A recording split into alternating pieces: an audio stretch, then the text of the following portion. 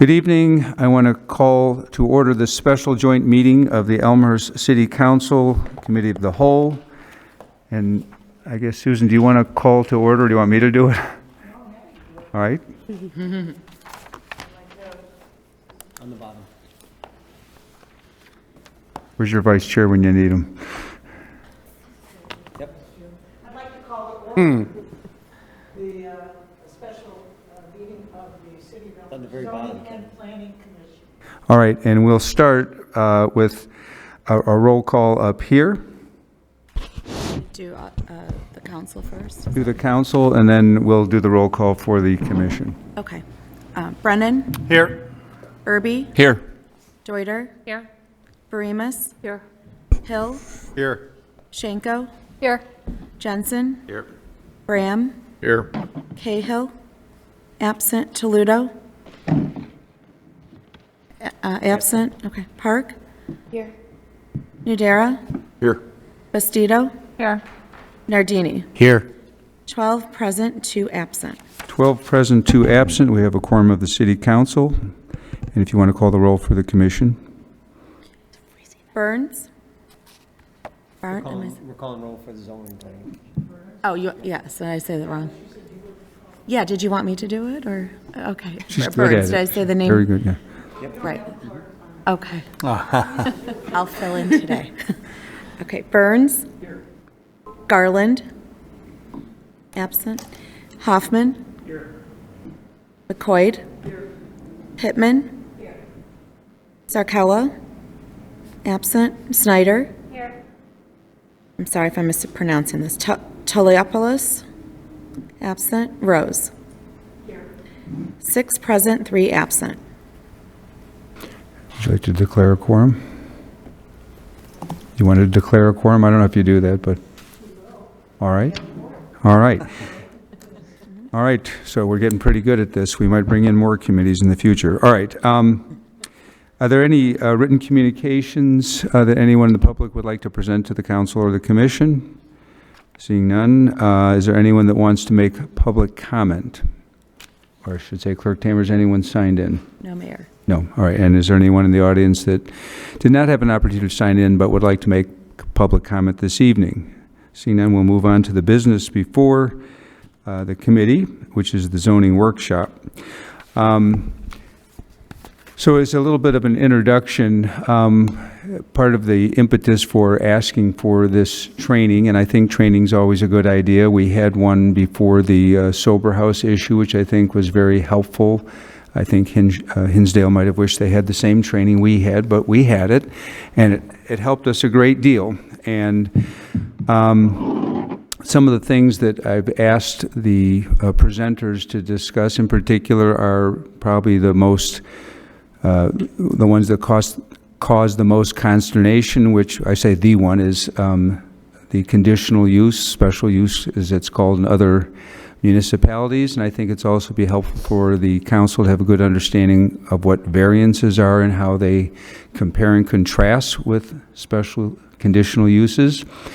And I also recognize that when we started this new council back in May, we had one longtime alderman, but really none who had served on the Zoning and Planning Committee, and we have a number of fairly new aldermen. So this is probably a good time to do the training. I will say that every time I attend one of these, I learn something new. So I have something to write in my diary at the end of the evening that what I learned was new and different. We have 2 excellent presenters, staff, and Chairman Rose and I and Chairman Deuter had the opportunity to meet with these presenters before in the planning process to give them an idea of what we wanted to focus on. They've done a number of these presentations, and I'm going to introduce them only by name and title. They can explain more of who they are, but Mr. Bloom is, I believe, already offered training to the commission, so he's a repeat offender in that regard. As I would caution, we're not going to talk about any live cases. We're talking about training for the future. Particularly for the aldermen, since you've not had the opportunity to have this training before, as questions come up, you may ask, and the presenters are going to answer or say, well, we'll get to that. But it's supposed to be interactive to a certain degree, and I think it'll be helpful, as Chairman Rose and I have talked about, if we all hear this at the same time. It'll help coordination and communication. Well, I guess we can't communicate officially, but non-case communication between the commission and the council.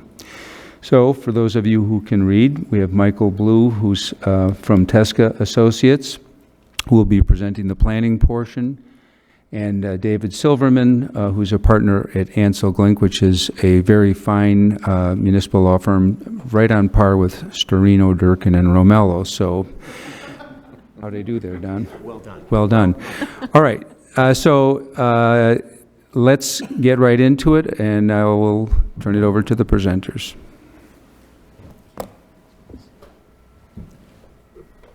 Should have checked this before we sat down. Okay, great. Hello, everybody. As the mayor said, my name is Michael Blue. I'm here with David Silverman. Just a little bit more about us before we dive into this, just in case you're wondering who these two jokers are. As Mayor said, I'm a principal with the firm of Tesca Associates. We're a city planning and design firm with offices in Evanston and Plainfield. I've been doing this for 38 years. And have spent, actually it's 38 this month, so it's kind of celebratory. I spent 16 of them working for municipalities, so I've been a consultant and a municipal planner, so I've been a zoning administrator. I didn't do it. So I've had the job that your planning staff has, worked for the city of Highland Park for 11 years and worked for the Village of Mount Prospect for about 5 years. And so when I do the math of all those years I've been doing this, I think conservatively I've been to something like 2,500 commission and board and whatnot meetings. And I'm glad to have a chance to share some of that excitement with you here tonight. David? I'm David Silverman. I'm a partner at Ansel Glink in Chicago. In a former life, I was a practicing planner, first with the city of Detroit, then moving to Chicago, and then selling my soul to the laws. I head up our land use and practice group at our law firm, and I also teach the land use law class at UIC Law School. Happy to be here tonight. As you said, Mayor, David and I have done a number of these trainings, and I've been here before, so it's nice to see some of you again who we've done this with before. And we agree that the training is really important. It's great context for what you do. What's a little different about tonight that we want you all to keep in mind, there's nobody in front of you. There's nobody asking for a variation. There's nobody asking for a special use. There's nothing being requested of you tonight other than to participate in a conversation. And I say that because that's the mode that when you're on the dais, that's where we are, that we're evaluating and reviewing and perhaps stressing over a decision. You don't have to do that tonight. Tonight we're just going to talk.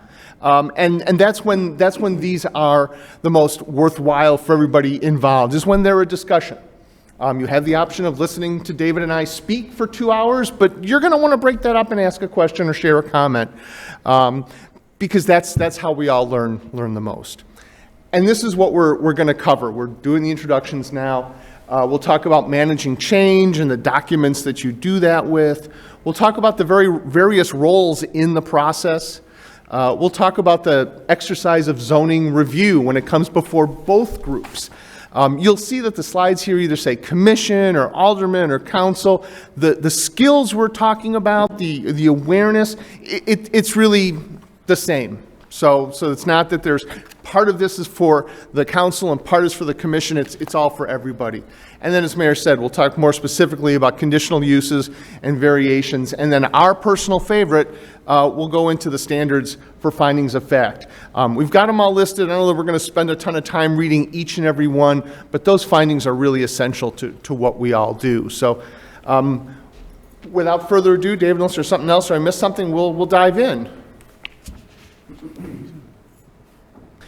We start by talking about this as managing change, because that's what you all do. Sure. Just when- one quick note. Oh, please. For the aldermen in particular, these are not yet posted, but they will be posted, so you will have copies of these slides. Oh, thank you. What you all do is manage change. That's ultimately what planning and development aspects of what the council does and what the plan commission does, certainly. And change is hard for people. That's why the room fills up with residents, right? That's why there are concerned citizens, because people have lived here for how long, and they live next to something for how long, and it's going to change. That's stressful. And this is where a lot of that happens. So let's talk about how you all manage that, how we all, as folks that are part of the planning and development process, manage it. First, just a bit of a context in terms of planning and zoning.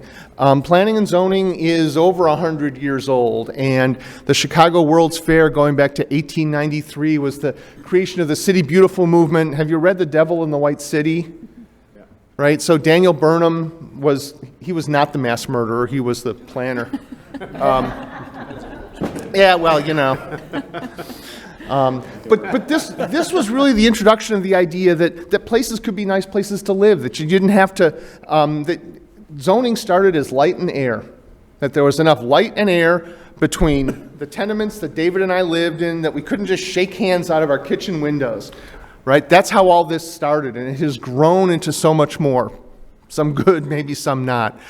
So this is just to say that planning and the Supreme Court authorization for planning is really 100 years old, and we've been building on it ever since. Where are we today? We're at a point of transparency, where rules and regulations need to be clear and understandable for everybody who's involved. Whether it's you all, whether it's the residents that are here, whether it's applicants, whoever, it needs to be clear and understandable. That's why you're in the process of updating your zoning ordinance, to make sure that it's modern. Modern codes have got graphics and pictures and tables and things that make them easier to use. So that's very much, that transparency is very much a part of what development is now. And due process, well, it sounds simple, and David can speak to it in some detail, but to make sure that it's clearly understood and clearly shared in the process is important. And its twin, if you will, is being objective. And that can be hard too, because what you're always doing is you're always balancing considerations. And we'll get into that a little bit more, but that's kind of the bottom line there. Will you go back one slide? I can. Yes. So if you, that bottom bullet, the 1926 Standard Zoning Enabling Legislation, that was a model that was developed by Herbert Hoover when he was Commerce Secretary. And the reason why he created this zoning enabling legislation was to create a system to actually promote the residential development industry across the country. But every state adopted it in some form, including Illinois. And in fact, Illinois is one of the states that hasn't really done a lot of change to its version of it. There's two sides to that, because some of you may be laughing saying, oh boy, Illinois. Some people will say that's the genius of it, that you don't have to change it and it promotes a lot of flexibility. Other states have moved well beyond it. Florida would be a good example of a state that's moved well beyond what we understood.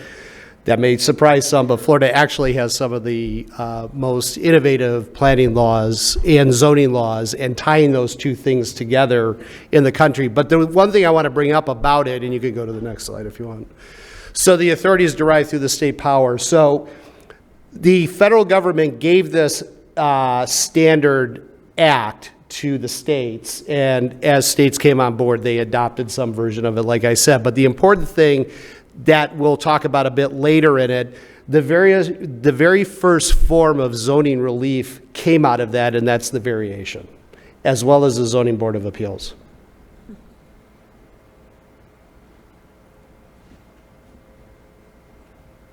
And just in general, as Mayor said, you all will get this presentation. We're not going to touch necessarily on every point. If we go past something that you've read on there and it looked interesting and you want to slow us down, please raise a hand and back us up. I have a question. Okay, perfect. So, New York City adopted the first zoning ordinance in 1960. I think Chicago was 1923. And then you listed in 1926, U.S. Supreme Court decision saying that it was constitutional. Zoning. Is there any wrinkle if that's a federal, if it's extended to the states? In other words, because can the state say, could a state say, we need to move zoning? And if somebody then sued the state saying, we have to have zoning. I mean, they could. I don't see why they, the issue becomes, how do you protect people's property rights? And zoning is one of the first bases to do that. I mean, it is true.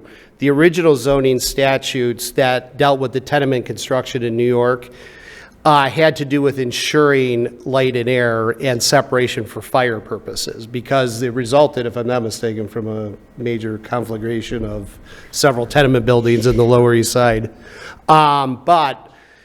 So people would take a position, I think, that that is not conducive to protecting people's property rights. Now, Houston is an example.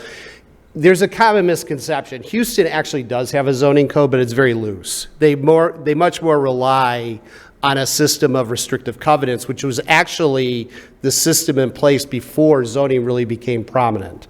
So we'd have what's known as these common development communities, and all the lots of the community would be deed restricted in a certain way that would include things like setbacks and things like that we're familiar with from zoning. That was the common way to do it, and that's the typical development pattern in like a city like Houston that has a much looser form of government regulation over how land is allocated and used. So I think you could do it. I don't see where that would really happen or where that's likely to happen. What you are seeing, however, now, and this is getting well outside of our topic, so I'll make this brief, the elimination of single-family zoning. That's happening. And that's pretty common in a lot of places. That's getting a lot of push, actually, in Illinois, too. You might see some legislation on that soon. But let's take a step back. Yes. That's a big, yeah. Okay? That's a big aside. We got right into the weeds. That's great. Let me take us out of the weeds for a minute, and let's set a little bit of context, right? Because zoning is not a thing you have just to have it, right? Zoning is a thing that implements other things. By the way, these early zoning codes, if you've ever, I don't know if you've ever found in the file somewhere, it's this thick, isn't it? Yeah. So like these early zoning codes were like this, believe it or not. We couldn't have made a living. I don't know what we'd do. So all this zoning stuff comes from someplace, right? It comes from public policy. It comes from, right? So your residents, your constituents, they are not experts on the zoning ordinance. They're not expected to be. They don't have to be. But they have a feeling about their community. They have a desire for what it should feel and look like and how tall the building should be and how single-family neighborhoods should develop, right? So that all happens way before zoning gets to be an issue. And I kind of going back to this notion about managing change, right? And we're going to talk in a minute about the city's comprehensive plan. The other thing to keep in mind, and you know this inherently, but keep in mind, right? There is no right answer to zoning. No two towns are the same, right? If something works here, it doesn't necessarily work in another town somewhere down the road. Communities are not the same. Every community is different. It's reflected in its comprehensive plan, it's reflected in its zoning ordinance, it's reflected in its elected and appointed officials. So there is no right answer in zoning. There can be a best answer, but there is no absolute. Should the buildings that are out in the downtown, should they be 7 or 8 stories tall? Well, there's not a right answer. There's an Elmhurst answer, right? But there's no definitive answer. There is urban design theory about the comfort level of a person standing on the street and the distance to the block, to this building across the street. It's all very personal, right? And so that's the first thing to remember, is that there's no absolutes. These are all discussions. These are all facts to be considered. There are facts, but even those get considered. And as I had a planning professor say once, the answer is never no, the answer is yes, but. And so that's something to keep in mind as we move forward. Comprehensive plans generally, and the city's is from 2009. They really do set a vision for the future, right? Who do we want to be? What do we want to be? And it's not just for towns that have got green fields and they're just growing and growing and growing. They're as much and maybe more important for built-up communities like Elmhurst, because the decisions that you all have to make are a much bigger challenge than dealing with green fields, because people live next to it and they have for a long time. That's why you do comprehensive plans, to understand that vision that the whole community has of the future, to talk about how development might reflect that, to get into a little bit more detail about land use, infrastructure, zoning, subdivision. How do we manage all that, right? And the process, if you haven't been through it, is typically done through a steering committee or perhaps a comprehensive plan or a zoning and planning commission, and then ultimately adopted by the city council as city policy, not city ordinance, right? Yep. And so keep in mind, the comprehensive plan is a statement of policy. This is usually where I go, who's read the comprehensive plan? But I'm not going to do that. If you haven't had a chance yet, turn through it. Just take a look at what's in it. Look at the ideas that are there. It's there to give you the context and to help you make those tough decisions that come before you as either a planning commissioner, a zoning planning commissioner, or an elected official, as an alderman, right? This is what the community got together and had a discussion about and decided we wanted Elmhurst to be. Well, that's great context. That's good stuff to know. So I encourage you on a rainy Saturday afternoon to pull it up online and turn through it. Yeah, and I think the key point that I just want to, is the fourth bullet point. The zoning and subdivision regulations flow from the comp plan.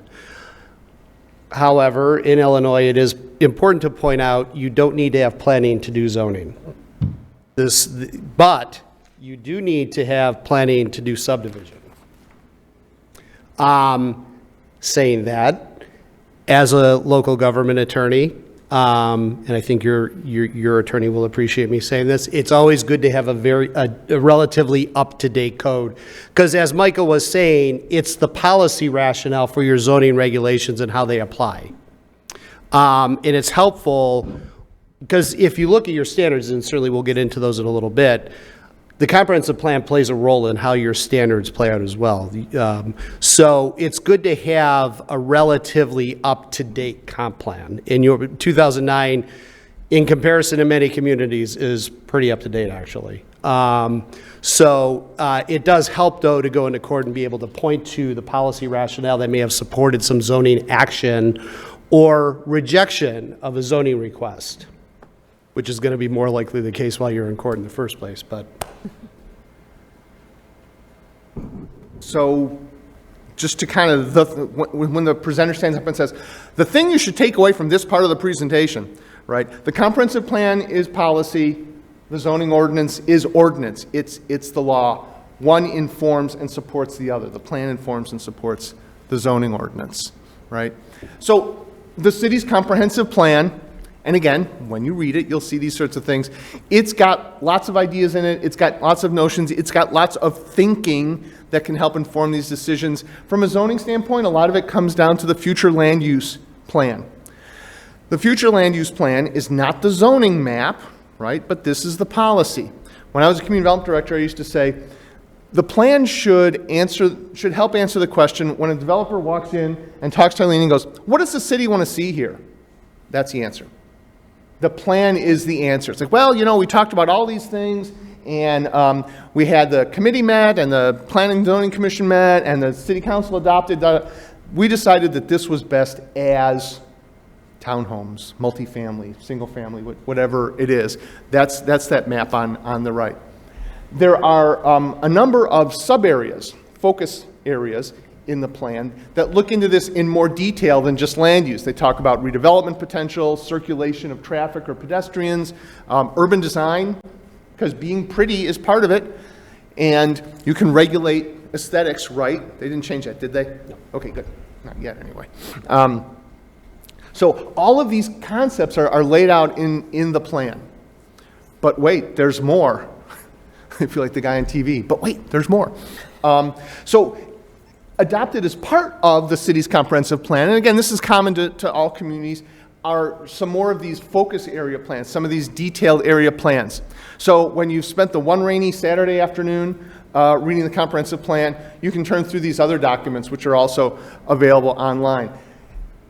These are all of the context, these are all of the complicated thinking that supports your zoning regulations. I would argue that it can be part of your budgeting process, it can be part of your committee meetings, right? These are the collective policy direction of the city.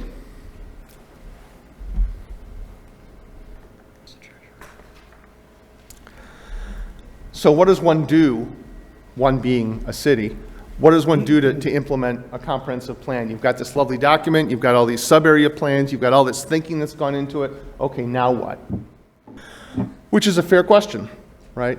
What a lot of communities will do first is they will take a look at their regulations, their zoning regulations in particular, to see, do our zoning regulations get the development that we decided we wanted in this plan?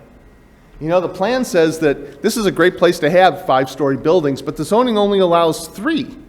Maybe we should update the zoning. Or it could even be the other way around. We allow 7 stories and the plan says 3, right? But changing regulations is one way to do it. And the others are here, and we won't go through all of them, but if you have questions, let us know. But all those ideas that are in the plan, there's an implementation section typically in a plan that talks about economic development and what are our priorities in terms of neighborhood enhancements. We do plans now, we hear a lot about trails. We hear a lot about people wanting to walk and bike. Trails are a very big part of what we do. Sustainability, the environment is a big part of comprehensive plans now. When I started doing this 4 years ago, right, it was not such a big deal, now is. Right? So these things evolve over time, but they are the policies of the village, of the city. I think I've beaten that horse. We can move on. Yeah. Any questions about comprehensive plans or the plans or why plan in general? Thank you. So 2009, you said it's actually fairly current based on other community standards. I mean, it seems sort of dated to me. I mean, it seems a little while ago. What's sort of the best practice as far as looking at the comprehensive plan and modernizing it? I mean, you mentioned some things, sustainability and other things that, I'm wondering if it is time to revisit. So in a community like Elmhurst that's pretty much built out, it is now looking at maybe the evolution of land use patterns in the city over a long period of time. Your system with a 2009 base comprehensive plan that deals with the entire city, and then these sub-area plans is pretty typical. That's the typical situation in a mature built-out community like Elmhurst. So you've done this to some, so you don't need to necessarily, because your 2009 plan is a base plan for the entire city, may have still a lot of relevancy to what's going on in the city, but there are areas that maybe staff can identify over time or whatever where, we really should think about this because of X, Y, and Z.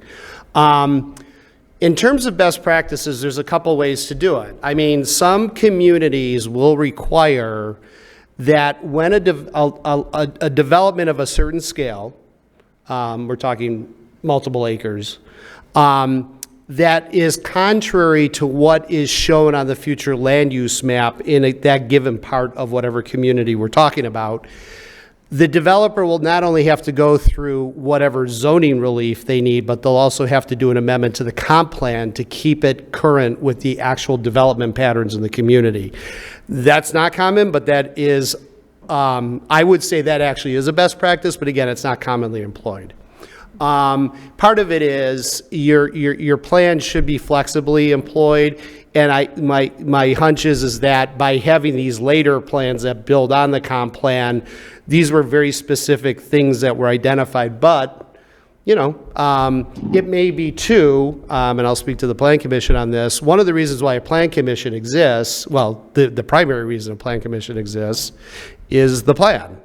And in fact, once the plan's done, under Illinois law, the Plan Commission can be dissolved. But most communities don't do that. They keep the Plan Commission in place because they're very familiar with all of the effort and ideas and that came out of that process and went into the plan. And so Elmhurst, much like most communities that we certainly work with, has kept their plan commission in place. I realize you're a combined body, and that's also very common now too. It used to be more common to have a separate ZBA and plan commission, but now they've been combined. That So, makes sense, thank you. Right, Yeah. so the other part of the answer is you don't have a plan from 2009, you have a plan that 2009 has Totally. been updated, right? Makes sense, thank you. The other thing about it is the plan tells a story about the city, and that doesn't change. So these updates are key. Great question, though. Any others?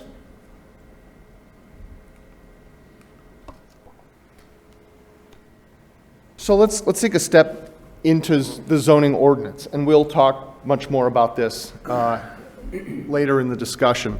But what follows from this is this other map, which is the zoning map. This is in the city code of ordinances, right? This is law, right? And so zoning's primary function is to provide predictability to property owners.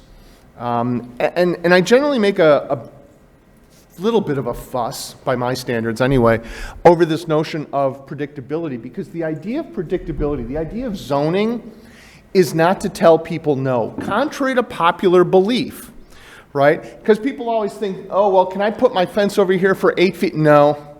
Right? Well, I want to open this business in the down. No. People just associate no with zoning. Don't. Zoning is about predictability.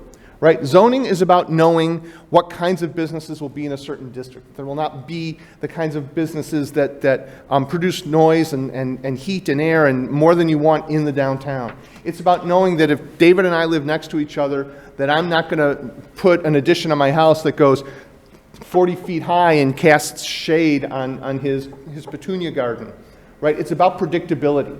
And if there is going to be a change, if I want to come to the city and ask permission to build that 40-foot house, which I can, he's going to get a letter in the mail, there's going to be a sign, he's going to know about it, he's going to have a chance to come and address the commission and the council and say, wait a minute, here's my concern about this. So it's that kind of predictability that's important. It's not about limiting owners' rights. And the last two bullets on here are my favorites, so I'll let David talk about them. Oh. Well, like I said at a little bit ago, Illinois took the Standard State Zoning Enabling Act that the federal government handed down years ago, and that was the authorization for local governments like Elmhurst. And I should say there's only two governments that really can zone in Illinois, counties and municipalities. So that was the authority that was handed down to do that. And then the last bullet point, case law refines how we use zoning. That just speaks for itself. People will challenge a zoning decision, usually an adverse zoning decision to them personally. The courts will review it under, in Illinois, something known often as the LaSalle factors. There's other bases to challenge a zoning decision. I'm not going to get into the weeds too much on LaSalle. I don't even think it's on our slides, is it? No. Yeah, I don't think so. We could do a whole other class on that. But anyway, that's one way that the courts then refine how zoning is used in an as-applied situation, and then as a facial challenge to the entirety of an ordinance, which becomes a constitutional case. And the reason it's my favorite is because some of these lawsuits in recent years have changed the way you all do hearings. They have changed the way your sign code can be applied. They can have dramatic impacts on the running of a community. So the law doesn't change, right? But how the law has changed. So this is why, again, this is why you have counsel. This is why this is why we all go to conferences, just to keep up on these things. So that's the guts of the process. That's the basis of the process, the policy and the ordinance. And like we said, we'll get into zoning and particularly the conditional uses. But let's talk about who's involved in this. There are different groups with different perspectives at different times, and it's important to. It's obvious, but it's important to keep the distinction clear. There are those of you on the Zoning and Planning Commission, and this is straight out of the city code, so it's the formal version of it. But you review the applications, you consider the amendments and recommend to council, you consider the conditional uses, you consider variations, you periodically review what has been planning and zoning activity, and then you review and advise on items that may be referred to you per the zoning code. So in some places, a question will come up, often from business from the public. A resident says, hey, why aren't we doing more with X, Y, and Z? And it's a development or land use issue. And it's not unusual for the city council to go, you know what, that's important. Perhaps staff and the Zoning and Planning Commission can look into that. So that's part of what happens too. Doesn't always happen a lot, but it's part of your purpose. What? We have one question, Alderman Oh, Hill. sorry. Thank you, Mayor. I'm embarrassed to say I'm not familiar enough with City Code Section 22.19B to know if that's the exact wording of it that you put on the slide there, or is it a summary? It's kind of a summary. Because it kind of falls into question number 2. So it says they recommend to City Council, but of course they make the recommendation to committee, not directly to council.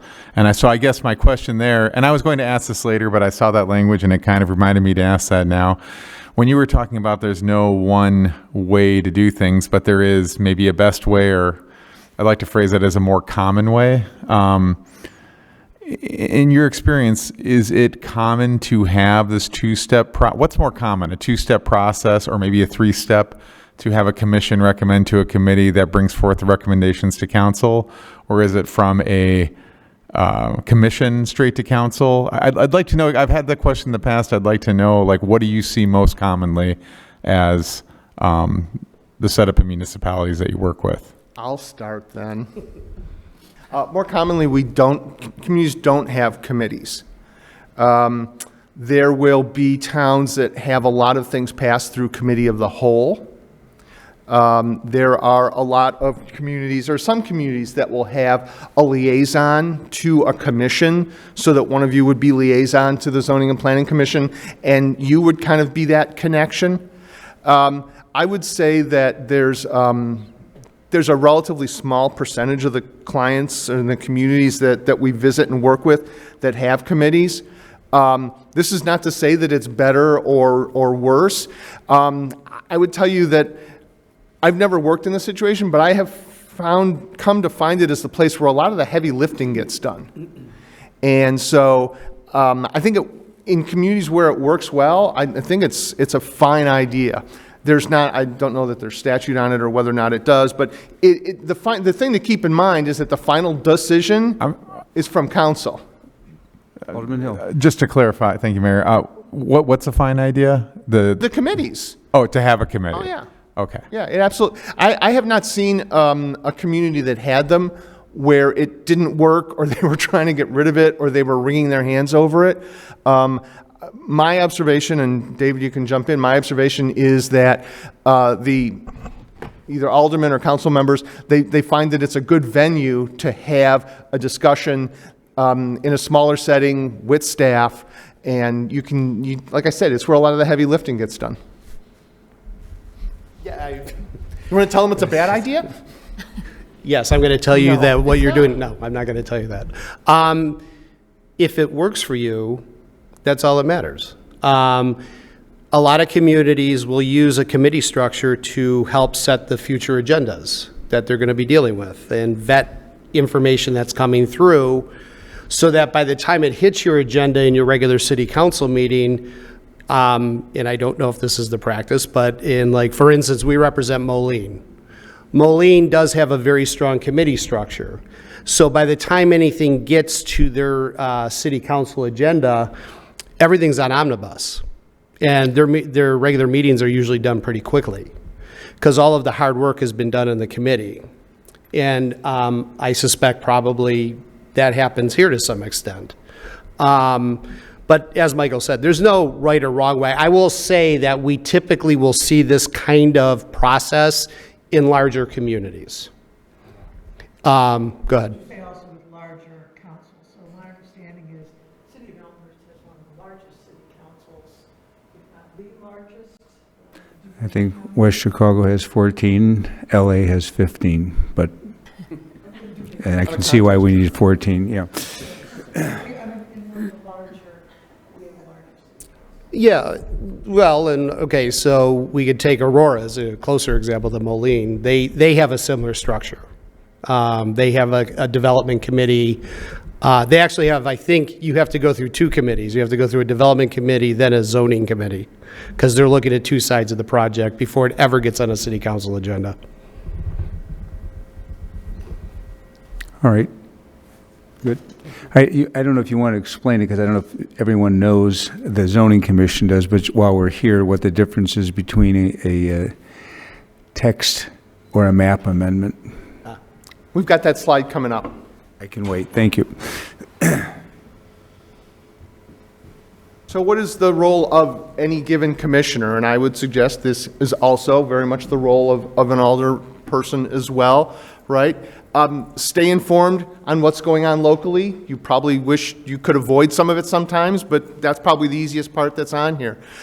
Stay current on the tools of your trade, like we mentioned about workshops and commissions, and there's at the end of this, there's a list of some resources and websites, and there's plenty of places to learn, but to stay up and involved in what's going on. We always suggest to people that before you have a hearing, that you go and visit the site before you consider a land use question. Even if you go by it every day on the way to work or on the way to the train or to pick up your kids or whatever, go by it with the case in mind that you're looking at. You will, I promise you, see it in a different light. The other thing that I always tell people is to go after it's built, right? Because what do you get for an application? You get pretty plans and you get two-dimensional drawings that architects and engineers do, and they're very precise, and they don't necessarily mean that much to you. Go see it after. And I say this because when I was in Highland Park, we used to have commissioners go, "Did we approve that?" Right? Because just because you're looking at a picture and just because you're looking at plans, what's great is over time you'll start to create those connections between what you're looking at in terms of a plan and what it's going to turn out to be. Right? So, and the rest of this is sort of like everything I needed to know I learned in kindergarten. Be prepared, read the packet before the meeting. Perhaps the most important is to contact staff. If you have questions about the case, the applicant, what those two-dimensional drawings mean, what happened here 15 years ago, if you have questions about these things, call staff. It is the best advice that we give. Some folks, some commissioners or elected officials will wait till the meeting because they figure, well, then everybody can hear it. And you raise your hand and you go, yeah, 15 years ago when this thing happened and that guy did that, what was the meaning of that and how's it relevant today? That's a big question to ask a staff member sitting in the middle of a meeting. Call the day of the meeting, call the week before the meeting, ask. It gives staff a chance to maybe do a little bit of homework, investigate what's been going on, and have a more complete answer for you. I used to have a chair of my plan commission, Scott. He was great. He would call me every day of the meeting and he would say, Michael, here are the questions I'm going to ask you tonight. And he did it for two reasons. One is he had questions about the case, but two, there were things that he wanted to have on the record, right? So that the public knew that the answer to some of these maybe unusual questions. And the fact that he called me beforehand, we were always prepared. We always presented the best information possible to the community. So if you have a question, please call staff. All this stuff about being an active listener, we all remember from kindergarten, so we won't go through that. But it's important, right? And this whole notion of active listening is probably just beaten to death, and I guess I'll add to it. But really listen to what's going on, listen to the residents, listen to what you're hearing. That all ultimately becomes part of your decision making within the context of the findings of fact, which we will get to later. There are, by the way, if you're looking for more websites, there is a series of ethical principles in planning that the American Planning Association advances. So as certified planners, David and I have an ethical code that we are obligated to follow. But APA, American Planning Association, planning.org, has a series of ethical principles in planning, which is really about public interest and how we all serve the public interest. So that's something to keep in mind as you do your work. And again, listen to the insights that you get from your staff, from your attorney. If you have questions, be sure and ask. Yeah, that was a mouthful. If there's anything you wanted to We toss have a in there. question here, Alderman Nardini. Thanks, Mr. Mayor. For someone unfamiliar with planning, give me an example of unethical planning. What is something what's unethical planning? So the Planning Code of Ethics has got 26 rules. I'm not supposed to memorize them, so I haven't. Part of what, for a planner anyway, part of what is unethical planning is to use information that you have to your own advantage, right? So if you are doing something that is contrary to the public interest, if you know something about a property or an applicant and you use that for your decision, but you don't share it with the group, or you make a decision based on something that may advantage you, or there's somebody that lives near you that wants a variation and you don't want it, right? And so it's kind of the opposite of public interest is probably the easiest way to summarize it. Thanks. A great question. Thank you. Thank you.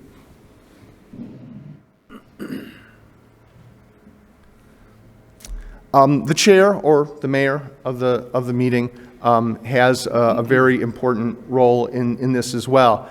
And these are, again, going to be things that you know in terms of their running of the meeting, they're maintaining decorum, they're helping everybody stick to the agenda, focus on the topic, all that sort of stuff is really important. The thing that I want to add to it is that for commissions and for councils, this is a team sport, right? Bless you. This is a team sport. This is not, I mean, the mayor's sitting between the manager and the attorney, right? Why? Because they're there to help.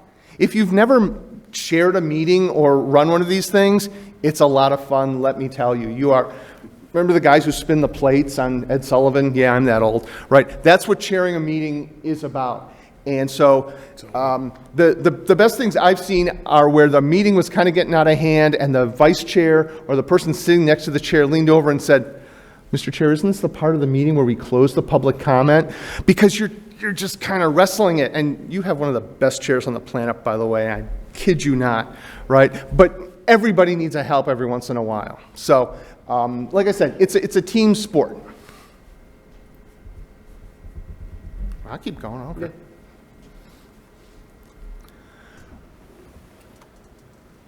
When we talk about the role of elected officials, we often talk to plan commissioners about this, and so we brought some of those ideas here. What zoning and planning commissioners know, I presume, but don't always know, is that as elected officials, as the alderman of the city of Elmhurst, you have a lot more going on than just the land use decisions, right? Granted, that's obviously the most fun and interesting stuff that you do, we know, but there is a lot of other stuff going on. And a lot of times when this comes up, it comes up in the context of a plan commission or a staff who will say, you know, our plan commission is concerned that the city council or the village board is always overturning their decision, right? And the reason that we explain this and share this is that there's just more going on. There is a different context. Now, the standards still apply, and I'm holding those out like we're promised them for later, because we are. But there's a lot going on, and David can talk about the legislative role versus the quasi-judicial role. Yeah, that is an important distinction, and it plays into some other factors related to the roles of the plan commissioners and the roles of the elected officials. As a plan commissioner, all your work should be done in the context of the public hearing. So when Michael was talking about, for instance, visiting a site, besides wanting to tell you don't enter the site without getting the permission of the property owner first, the other thing I was going to tell you is you may do that. You may be on the street. Someone may recognize you. It could be a friend. It could be a neighbor, whatever it is, and they know you serve on the plan commission. They might want to start talking to you about the application pertaining to that property. The best thing you can do in that situation to avoid the optics of impermissible ex parte communication is to encourage them to come and bring their questions, their concerns, whatever it is, to the public hearing. All your work should be done at the public hearing. If you do have an encounter like that, maybe it's in the grocery store, whatever, and if you want to be super cautious about it, depending on the nature of the conversation and how far it goes, because some people may not want to participate in the public hearing process, and they really want to be insistent about telling you their views on things, you can sit at the public hearing and say, just so everyone knows, I had a conversation with so-and-so, and here's why. And it's rare, but it does happen. Someone might see that, and someone may understand the dynamic that is actually occurring at that moment.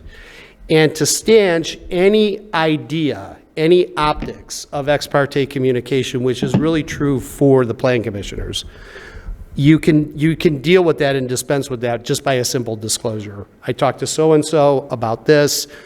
I encourage them to come to the public hearing, which you should always do, of course. Here's what they wanted to share. David? Yeah, go ahead. But wouldn't it also be appropriate to say to that person, you know, my ethical obligations prevent me from talking to you about this outside the public hearing, so I really can't? Yeah, for sure. And direct them to staff. Staff is a wonderful resource for those exact encounters. Alderman Hilden and Commissioner Rose. Thank you, Mayor. I just want to be clear on this. So this ex parte communication pertains to items that are before the council or going to be before the council, or at what point? I feel like if Alderman, I'll get to you in 1 second. Okay. Because there is a very important distinction with what I'm saying, and I promise to get to that very point in a second. so noted. Thank you. Yeah. Well, the other response would be to say you should contact your alderman. Oh, yeah, for sure. Oh, absolutely. Just, especially if people want to lobby commissioners. You're stealing my thunder. You're stealing my thunder. Yeah. So Chair Rose just brought up a very good point that goes to Alderman Hill's point. As I said, the work of the commission happens in the context of a public hearing because the rules of ex parte communication apply to you. And you're collecting all the testimony and the evidence to either make, and actually I want to get to this before I get to the next level, either a final decision, and I think you do have some limited final decision-making authority in the context of variations, if I'm not mistaken. In those instances, you're acting like a quasi-judicial body, and that means that your decisions, your final decisions, are appealable under the administrative review law up to the circuit court. That holds true too for an appeal of an adverse decision of the zoning administrator. As a zoning board of appeals, you have final authority in that situation as well. And those are decisions, those are on the record decisions that go up to the circuit court. And the distinction there is there's some very specific rules about how someone can challenge an adverse decision, an adverse final decision of the Planning and Zoning Commission. And those are laid out in that. But as a general proposition, zoning in Illinois is a legislative act. And now we get to Alderman Hill's point and Chair Rose, who was stealing my First Amendment thunder. As you know, as you may know, but I think you know, your constituents, and I'm speaking to you, City Council, have a right to lobby you. Very well established. We know how that plays out in many, many instances. So, unlike the Plan Commission, once a developer or a property owner gets out of Plan Commission, either with a good decision or a bad decision for them, they may then want to go and talk individually with their elected official, their alderman or the mayor, whatever the case may be. They can do that.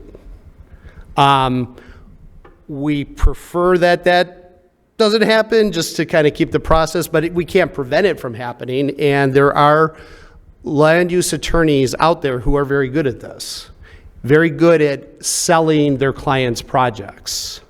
It may be, and I don't want to guess on your experiences with this, if you have any experiences with this, We don't see it a lot, but where there may have been a controversial project, perhaps somewhat of a mixed-use plan development concept, where there was a lot of opposition to it, it may be that the attorney might do some advance work on behalf of his or her client by going to the elected official, perhaps in the ward where the project's located, or if there are no wards, maybe individually talking to the city council members or trustees.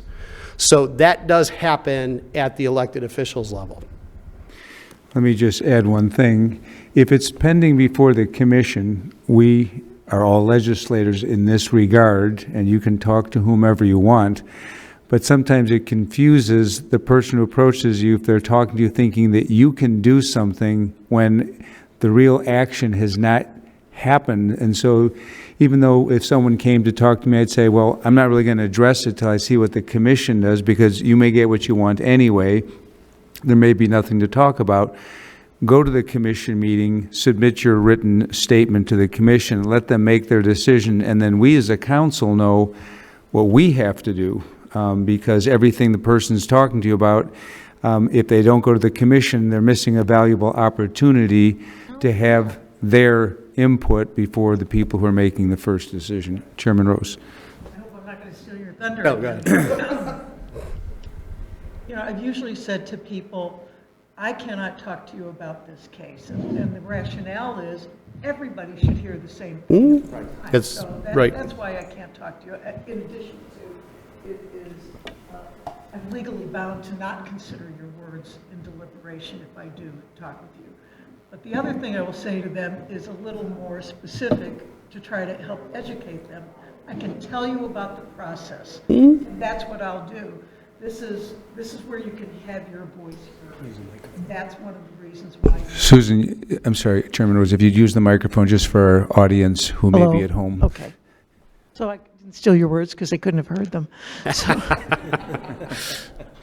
I think you're making an excellent point that I am Yeah. not going to build on. Okay, yeah, but that really is, I mean, and I think that's a responsibility of all commissioners, all city council members as well, to educate people about how best their voice actually can be heard. Otherwise, they waste their efforts. You know, they come to the commission and, you might get 20 people, rah, and they think they've done their job.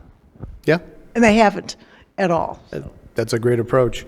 The other thing I wanted to say is once you make your recommendation to city council, again, zoning in Illinois as a general proposition is a legislative function. So city council, you'll adopt an ordinance or a resolution granting whatever relief a property owner applicant is seeking.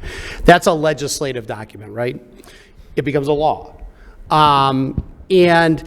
But once it goes to the city council and they're considering it first in committee, and it may be, and this goes to the discussion on committee and why the committee structure is good, is, as I'm looking at this and as I'm looking at how the findings of fact were made and the testimony that was offered, I have a concern about this one issue, and I think we need to discuss it when it gets to either committee of the whole or to city council.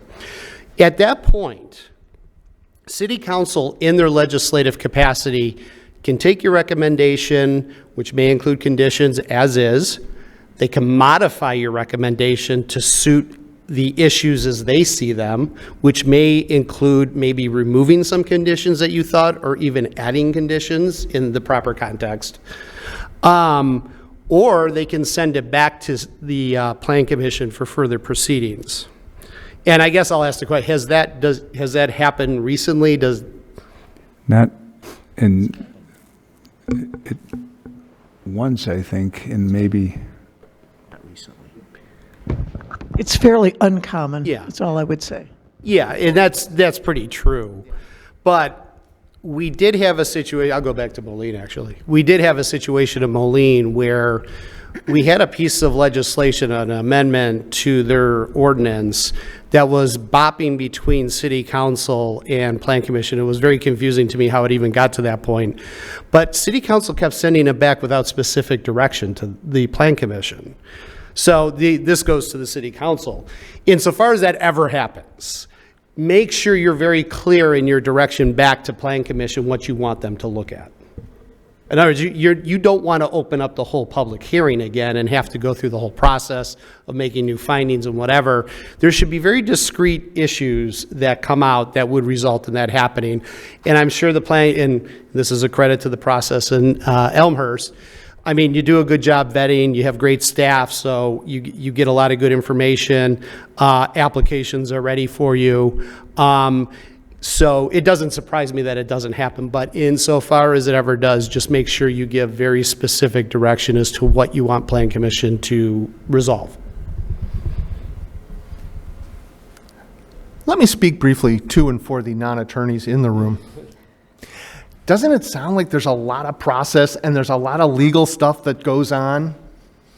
There is, right? And again, those are the things you should ask about. Don't be afraid of them if you don't understand them. Don't think that they're too complicated. Don't think that you're not allowed to ask. What they are is they are the structure that preserves thoughtful decision-making and transparency to the public. So this last several minutes of discussion, those of us who are not attorneys that are kind of going, what? Keep in mind, that's the structure in which you have these conversations. And it's there to protect the residents, the property owners, and all of you, so that what's done is done with transparency and due process. So don't feel you have to understand the nuance of this, but just understand the context of it, that there is this structure by which these decisions are made and that it's really there to protect everybody involved. You want to say more legal stuff or should we move on? Okay. Any questions? Great. The questions have been great. Thank you so much. The role of staff. We often find that there are questions about staff, and no, not what is staff doing, but what is the role of staff in this whole process. And I'll tell you why this one's important to me personally, because I got in trouble once. Because at a city council meeting, when an applicant got approved, I went to the back of the room to say, great, you are done with the process. Why don't you come into the office tomorrow? We can talk about the permit. I know you're in a hurry, so on and so forth. And I shook the guy's hand, right? And oh, did I hear about that, right? And so maybe I'm a little hypersensitive here because of the mistake that I made. But it's important to always keep in mind, right? The staff are city employees. They work for the residents of Elmhurst. There is a zoning administrator referred to in the ordinance. It's the city planner. It's Eileen. When David was talking about appealing those determinations that the zoning administrator make, or that's who it is. But really, the staff is effectively the traffic cop for everything that you all do, in terms of making sure that deadlines are met, in terms of answering questions of the community. Individual residents are always calling and are certainly should be calling to ask questions, so staff manages all of that. Staff helps stay current on the planning information, on the legal information, on the governance information, and they're always here to answer your questions. The staff are also helping the applicant through the process. That's part of the job, right? The idea is not to keep what's going on here a secret from the applicant. I used to say to people when I was community development director, it's like, look, because they didn't want to listen to staff, and I would say, look, we have a lot of rules, and we're the folks who can help you understand them and move through them, so you at least get a fair hearing and everything is presented properly, right? So the staff is at some level either shepherding people through the process, in some cases carrying people through the process, right? But staff is there to serve that role so that you get the best information you can have to make the best decision that you can. And if you have any questions about that, call them. Was that good? Okay. There are other in the process. The applicant or the petitioner is one as well. When I talk to people about comprehensive plans, I say that there are three ways that comprehensive plans get implemented. One of them, and perhaps the most important, are the developers, are the applicants that stand before you and want to build those buildings that are going up downtown and elsewhere, right? And so that's part of their role in the process. They are helping the city implement the plan. Remember, we started with the plan. It's just going to keep coming up. right? And so at a certain level, these applicants are helping to implement the plan. Now, they have a certain responsibility. They have to submit complete information. They have to answer your questions. They have to provide you the information that you need to make that informed and thoughtful decision. But when the process runs at its best, it's not cops and robbers, but it's a process where there is a predictable, understandable process where the person who is standing here making their application is giving you the best information that they can so you can make the best information that you can. And I know the process doesn't always work that way, but I thought we'd start with the ideal and then we can work from there. But that's the idea. That's the way it should be working. And yes, it doesn't always, but again, that's where staff and your council are going to help you manage your way through that. The other party to this is the public, is the residents who come here because they're concerned, because they saw that something is happening. They want to address you as part of this process. They have questions, but they need to be polite and thoughtful participants of the process as well. And again, this is what falls to the chair and the mayor as part of a meeting, is to maintain that decorum, because we all know that not every meeting has got people that are going to follow those kind of rules of decorum. Again, I take you back to what we talked about with managing change, right? I tell the story a lot. When I was in Mount Prospect, we had a rather reasonable and desirable application for some townhomes at the edge of downtown. We had a very upset neighbor come and stand at the podium and say, when we bought our house 20 years ago, our realtor told us that this property would always be vacant. Okay, so we're all on the same page. That's just not the case, right? But that was her expectation, right? And here we were, well, this was the village board of the planning commission meeting. Here we were letting somebody do something contrary to her expectation, and she was upset about it. So you as a commission, you as a council, you don't have to put up with bad behavior from folks at this podium, but I tell these stories to just help take a step back and keep in mind that there's meaning behind it. The job that you have, the biggest challenge that I think you have some days, is to separate the fact from that emotion, right? This lady was upset. She was absolutely upset. She had a lot of emotion, and she was right to be unhappy. But the facts of the matter were that she was wrong, right? And the person had the right to do this. And the chair of our commission explained that. I don't think she went away happy, but I think she went away understanding.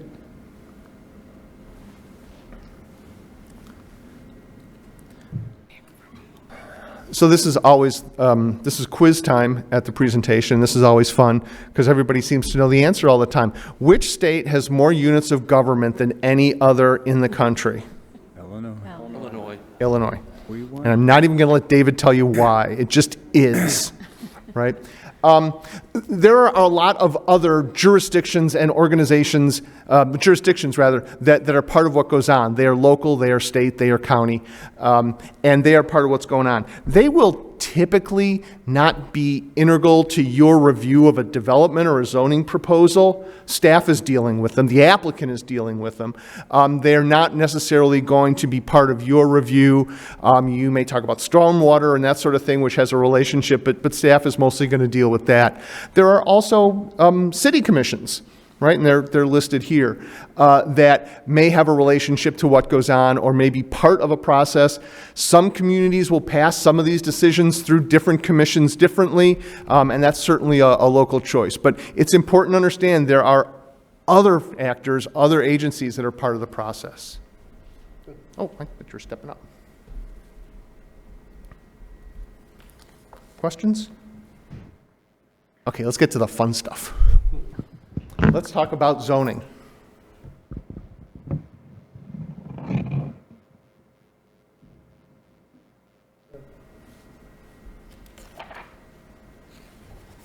Okay. I'm just out of order. Don't worry about it. To go to the mayor's point from a little while ago, there are any number of approvals, considerations, authorizations that are related to doing some sort of development. And at the risk of getting way into the weeds, you all deal with most of these, so let's talk about them. There are permitted uses. This is the gold standard of what everybody wants to have, a use that's permitted in whatever zoning district. If you're in a single-family neighborhood, your home is a permitted use. You come to the city, you get your building permit and/or your zoning certificate, and then you start nailing things together, right? So a permitted use is the part of the process that doesn't require entitlement, doesn't require people to come here. So there's a list of businesses that are permitted in the downtown. There is a list of types of dwellings that are permitted in other parts of the town. Go back to that zoning map that we had up at the very beginning and the different zoning districts. How much homework have I given you? Read the plan, read the sub-area plans and the specific plans.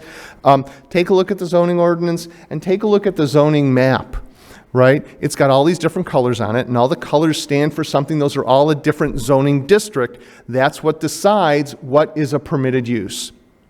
And then you'll say, well, but wait a minute, Michael, there's 4 different, and I don't know how many there are, I apologize, there's 4 different zoning districts that allow single-family uses. What's the deal with that? Well, they will have different rules in terms of how tall the buildings might be, how far setback they might be from a property line, how much development can happen on them, right? They're all permitted uses, but they have different rules. And every one of those different colors on the map relates to a zoning district that's spelled out in the zoning ordinance. And if you are a permitted use, and you can meet all those rules that are in there in terms of how far you are from the front property line and the rear property line, and how tall you are a permitted use. This is 90% of what goes on in terms of building in most communities. If there is some reason that you have a permitted use, but you can't meet all of those extra rules about height, and setback, how far you are from the front property line or the rear property line, or perhaps lot coverage or some of the other standards that are in a code, you may come to the city and request relief from that zoning standard. Those are called variations. Some places call them variances. I always thought variance was distance from the mean. I like variations, just saying. And what the variation means is that because of some unique and I'm trying to choose my words very carefully here, because of some unique characteristic of your property, you can't meet the specific direction of the ordinance.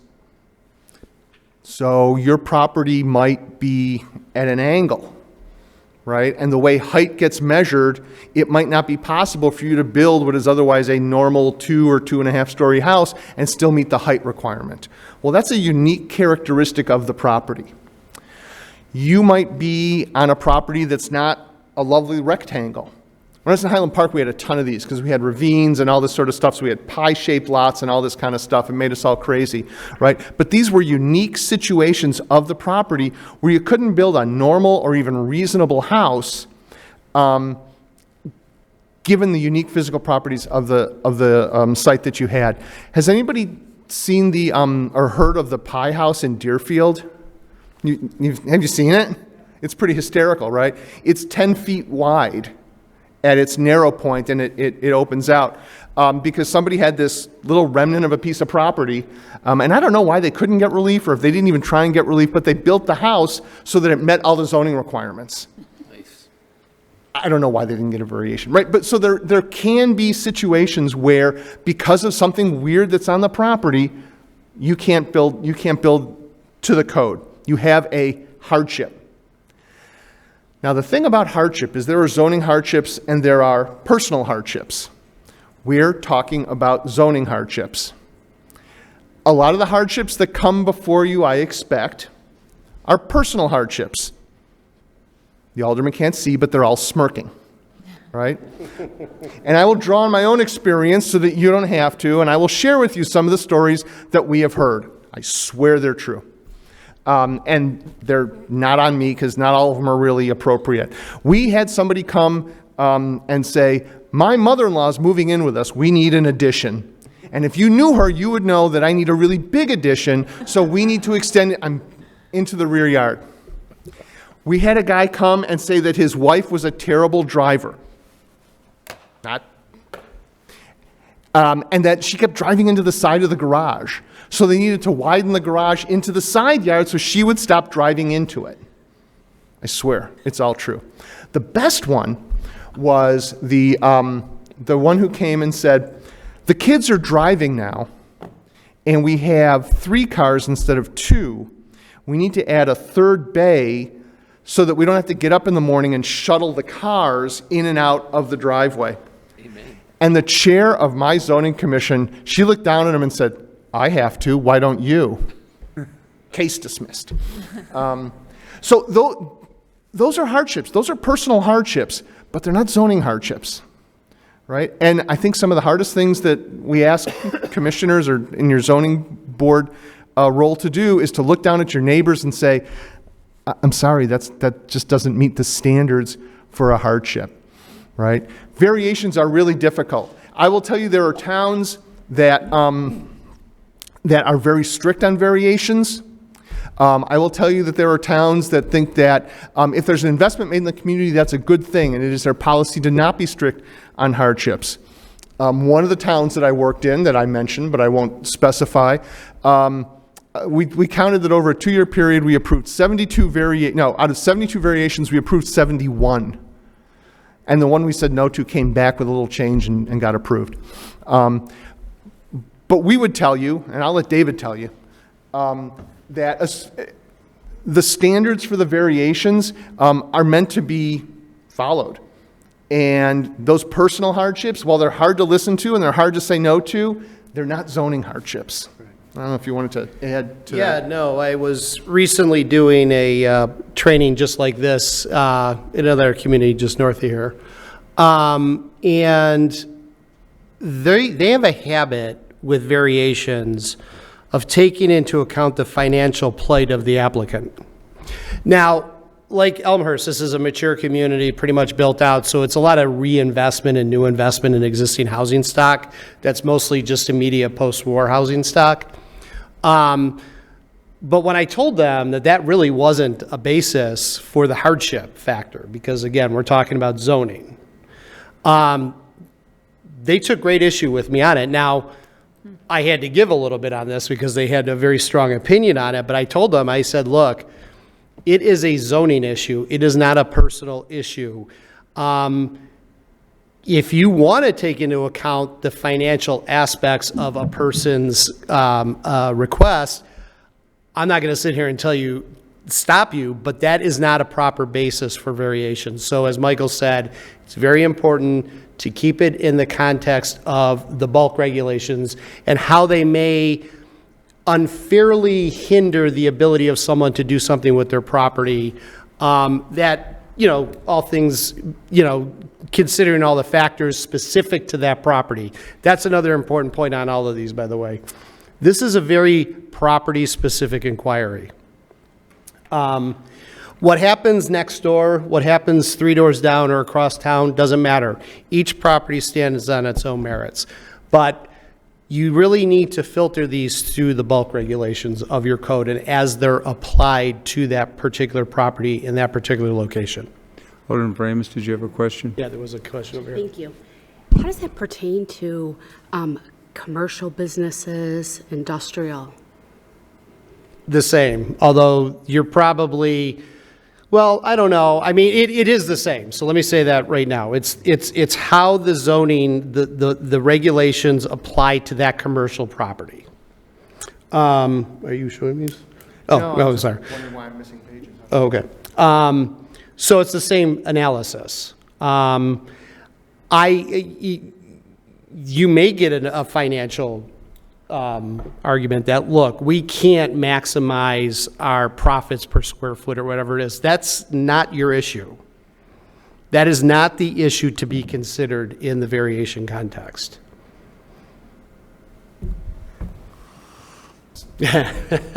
So you're reminding me of, this must be 20 years ago, I was testifying at a Chicago Zoning Board of Appeals hearing as an appraiser. And the zoning chair of the ZBA at the time, he had a fellow who owned a McDonald's that he had no drive-through. And the fellow was not represented by counsel. So he was making his own presentation, and he was kind of fumbling a little bit. And so the zoning chair said, listen, isn't it true that for a fast food restaurant, you really need a drive-through to make it work economically? And the fellow said, well, yes. And he said, well, say that. Now, was he wrong in encouraging that? Well, here's what I'll say. Oh, hold on, sorry. And I think there was another hand anyway. But just real quick to that point, I'm taking a very purist approach on this with what I'm discussing. I do not want to superimpose that purist view on the variation on you. If the financial condition of the applicant is among the things you've considered, I guess you can do it. I would also say, though, you're creating a slippery slope for yourself because it becomes unobjective at some point. Yeah, we could, but let's prevent each other from doing it. Alderman Yes. Hill. I didn't want to inadvertently step on any toes on that one. So I'm sorry, but the librarian in me looks at the words first, and I'm looking up there at variations on practical difficulty or particular hardship. And do we, and again, I'm not familiar with the section, but do we refine? Because to me, what it sounds like you're explaining is a particular hardship or a practical difficulty if we consider financial. So do we refine those else? And maybe this is, I'm not asking the right person, but do we, how do we know? How do we refine that? Or is that refined for us? Well, I think your Planning and Zoning Commission probably does a very good job. I'll let the chair take over because Mr. Rose?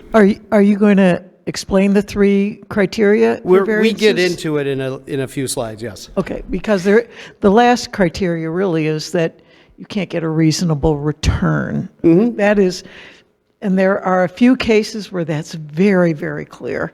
There's others, You know, I'd like to give you a specific example that's fairly recent. There's some houses on York, and the lot is so small that if you went with the setback, the house would be like 20 feet wide or whatever. So that's a hardship that's a zoning hardship because it's due to the unique circumstances of the grandfathered in smaller than required lot, and if we didn't give them any relief, they'd have it look like a house trailer.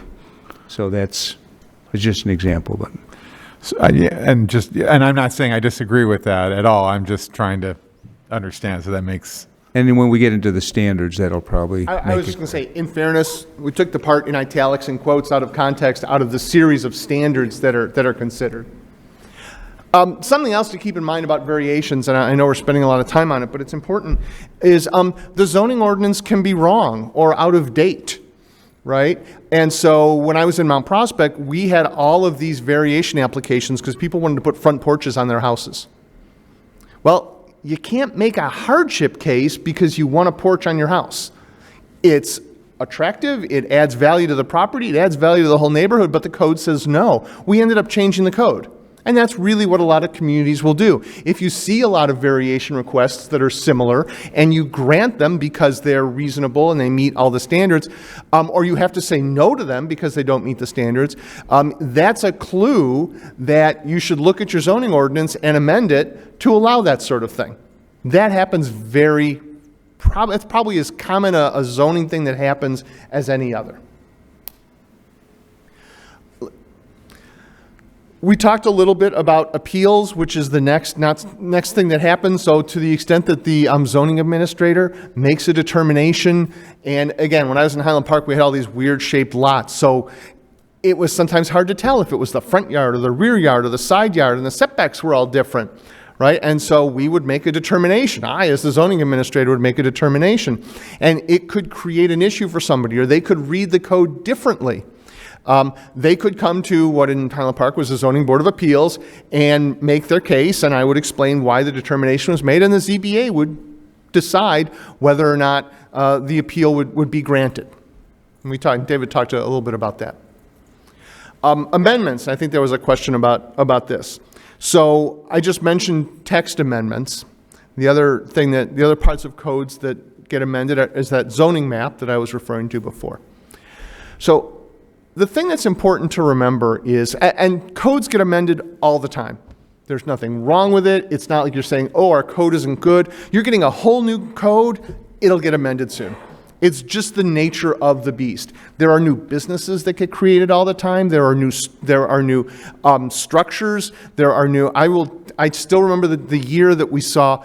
I can't even count how many sport courts had to be given variations because they were the new thing, right? Something will happen. There will always be these requests for an amendment. The thing to keep in mind is when there is a text amendment, like I just suggested, right? Your code doesn't allow a certain something to happen. We're going to change the code. We're going to change the text of the code. When you do, it applies to every place, right? Or if you make the text amendment in a particular zoning district, it applies to the entire zoning district. So if an applicant comes before you and says, we need to change the code, I'll use an example from my past, that makes pet stores a permitted use instead of a special use in the B2. Okay, and the city considered the application and said no, because while this one site might have been appropriate, the entire B2 district was not appropriate for this change. So that's the important thing to remember with the text amendment. You're not changing one property, you're changing all of them, or all of them within that zoning district. When you change the map, if somebody comes to you and says, I'm right now in a certain business district and I want to be in another business district, and they have to make this case to you, but you can change the zoning designation. This is a relatively high threshold in general. Think about it, going back to all that expectation stuff I was going on about, right? I've lived next to this R1 property for how many years, and now you're going to make it R4? What are you doing? Right? So the text amendment is a little different, but the map amendment is something that can have more impact. But the fact about the map amendment, you're changing that one property. You're not changing all of them. You're changing its zoning designation so that there can be different kinds of uses permitted there. There can be either bigger or smaller kinds of buildings there. That's the map amendment. Conditional use we'll spend a little bit more time on, but I would introduce it briefly by saying that it is generally a use that's permitted, that's okay in the district that it's in, but there's something about it that generally, or that specifically may create adverse impacts on a neighboring property. The classic is the drive-through, right? Because how many drive-throughs are on a commercial frontage that's only one lot deep, and there's neighbors that live behind, and the drive-through goes around the building, and there's lights, and then there's the box where you order the French fries, and it's open till 1 a.m. and that sort of thing. So in and of itself, this restaurant on this main drag is fine, but it's a conditional use because the neighbors who live next door might be impacted by all that goes on. So if you've ever been, there's a drive-through near my house where it says, please be conscious and courteous to our neighbors. Please turn off your headlights when you go through. I can just imagine the zoning hearings that these things happened at. But that's when cities put conditions on them, right? So that things can be turned down or turned off, or hours of operation are reduced to not 1 a.m. but midnight or 11 a.m., that sort of thing. That's what the conditional use is. The thing that's important to keep in mind about the conditional use, and we'll get into these further, is that these conditions that get put on, they have to have some relationship to what's going on, right? So as a condition of approving this drive-through, you can't ask somebody to repaint the park on the other side of town, right? Maybe you can explain how much trouble you get in, but just don't. And then last, and again, we'll get into these in a little bit more detail, is the plan development. And the plan development is something that grew, I don't know, 40, 50 years ago already, that grew in popularity because zoning had become so stringent and so rigid that it was hard to be creative. The zoning in the world required that as you developed out in these green fields, you had these lovely little rigid rectangular lots, and you couldn't do anything else. And we don't care if there's a wetland there, you just can't build there. And the plan development allowed for a higher level of design in trade-off for a higher return or a benefit to the community. We'll talk about that in a little bit. So these are kind of listed from high to low in level of effort and complexity, and we'll talk about a few of them in more detail. So, Chairman Rose? I just wanted to call attention to, and I think we saw this on the other slide, which is almost in every instance, the city council is final. Okay. Except for, and I think you're going to talk about that, there are 11 separate instances where really the zoning commission is, but it's rare. So it really is the city council as a final authority. And We the simply zoning recommend. administrator has final authority, I And the think. zoning administrator has them on appeals, but And the reason for that is there are some things that, and again, believe it or not, these are going to be different in every community because every community is different. So there are a lot of communities that have specific things where either a zoning administrator or a zoning board of appeals or zoning plan commission or zoning and planning commission in their role as a zoning board of appeals have final authority for things that are decided to be cool. The way I describe them is the things where you come to the meeting, everybody goes, why are we even here? Right? So a lot of those are the ones that are considered. So let's dig a little deeper into variations in conditional uses. And I started this, so I'll pick up with it. But again, conditional uses are generally going to be appropriate, but they require review because of these things that I said before. I guess I went ahead of my own slides here. But there's a unique characteristic that may impact neighbors. And there can be conditions placed on this use that can mitigate those potential impacts. And these also relate to your plans and policies, right? Remember the comprehensive plan? Was it an hour ago? An hour and change ago? We talked about the comprehensive plan. That still is part of the thinking here, right? Can you talk a little bit about, we always get the question, can you say no to a special use? I had a commissioner ask me once, if they give us everything we ask for, can we say no? And I thought, that's a really interesting question. Why would you? But maybe you can talk a little bit about the nuances of conditional uses in that regard, just because I'm putting you on the spot. Yeah, right. Well, I mean, in that instance, yeah, I mean, you can say no. And as a lawyer, I'll also tell you, anyone can sue you for anything. So whether they're successful becomes the bigger question, of course. So as Michael's explaining, with a conditional use, it fits in the district, but for various reasons, there's some unique aspects of the use that require conditions to be placed on it to ensure that it doesn't have a negative impact on surrounding properties. That's what your condition should be geared toward. And insofar as you're horse trading with an applicant on conditions, I suppose you could still ultimately come down and say, you know what, notwithstanding all of it, I don't think it's going to work. I think it's going to be a huge problem, and we can't support this. Based on the standards. Based on the standards. And that's the important thing. You're filtering all the testimony that's been offered by the applicant and relevant testimony provided by the public that speaks to those standards. It either convinces you that they meet the standard or they don't. So even in that analysis, I've had situations where a plan commission, zoning board, maybe there's 7 standards that they must follow for a special use, conditional use permit. They meet 5 of them. But for whatever reason, those remaining 2 they don't. And for whatever reason, because of the location of that property and the specific physical characteristics of the property, what's around it, those are the 2 biggest issues. And because they failed on those 2 issues, I've had them vote, not to recommend approval. David, that happens. Yeah, go ahead. So just to be clear, if you have the 7 standards and you don't meet those 2, the commission or the council doesn't have to say, well, you could say there are no conditions that would make it acceptable to meet that standard. So it's not just that we're imposing conditions, but we may say we can't think of any that would make it acceptable. That's right. Alderman Nardini. Thanks. Michael, you said something about conditional uses at the previous slide that it has to be related to what's going on. In other words, it can't be a fence painted somewhere else, something like. I don't understand what you mean. Can you talk about the relationship between conditions and the requested relief? Does there need to be any? What do you mean? I'm sorry. I mean, maybe somebody proposes a special use. Yes. And the city may be, and I've seen this, you don't do it, I promise.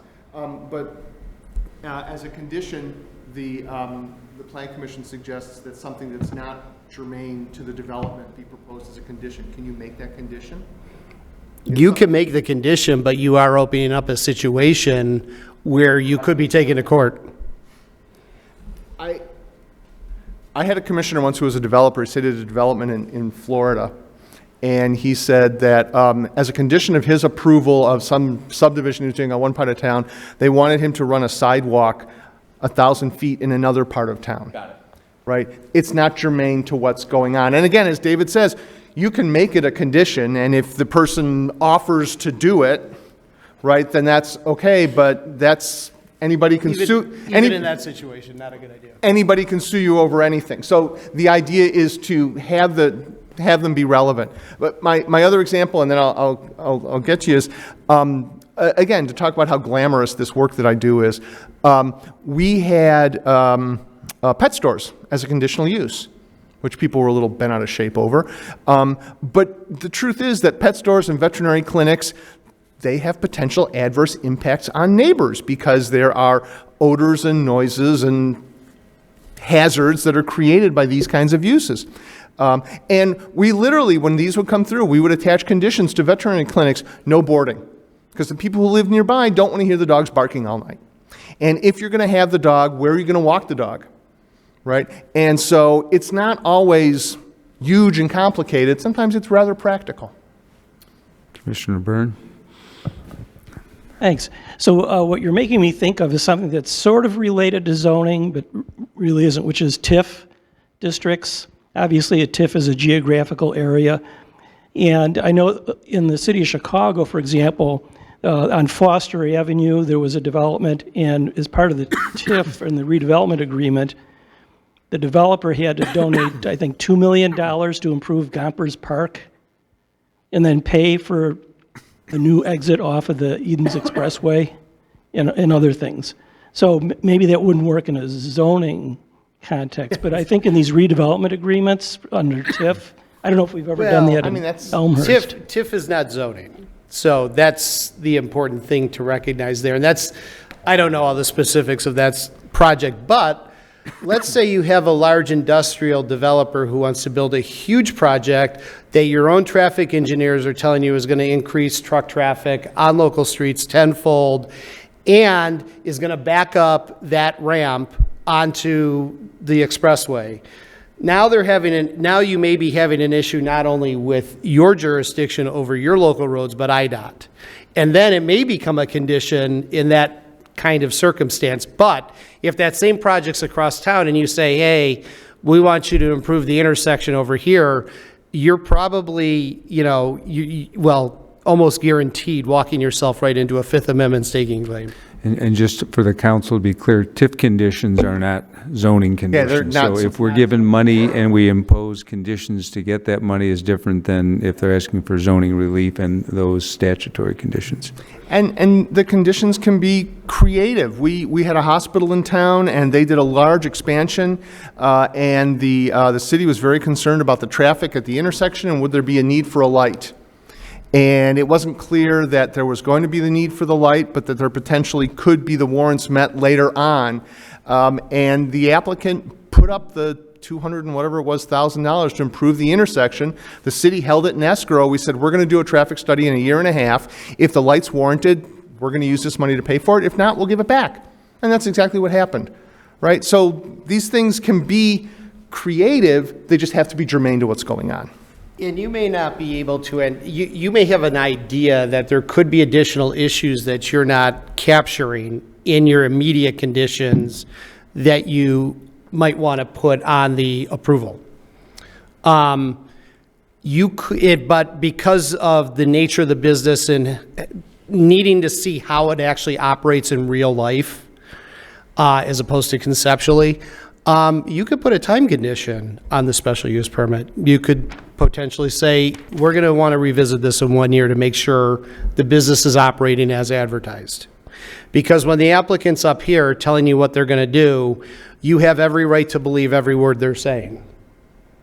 And you're not necessarily telling them they're lying to you, but you might, in the course of the back and forth you have with the applicant and maybe testimony from others who come up here, realize that there are other issues that we don't know yet how they're going to play in real life.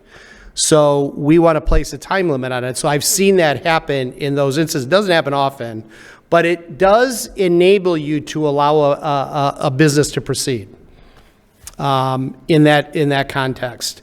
The only other thing I wanted to say about Illinois and takings, conditions that could result in takings, Illinois has among the most strict tests in the country.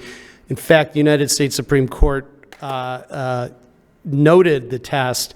It's known as the specifically and uniquely attributable test. So what that says is any condition you're going to put on a development needs to be specifically and uniquely attributable to that property and that use at that location.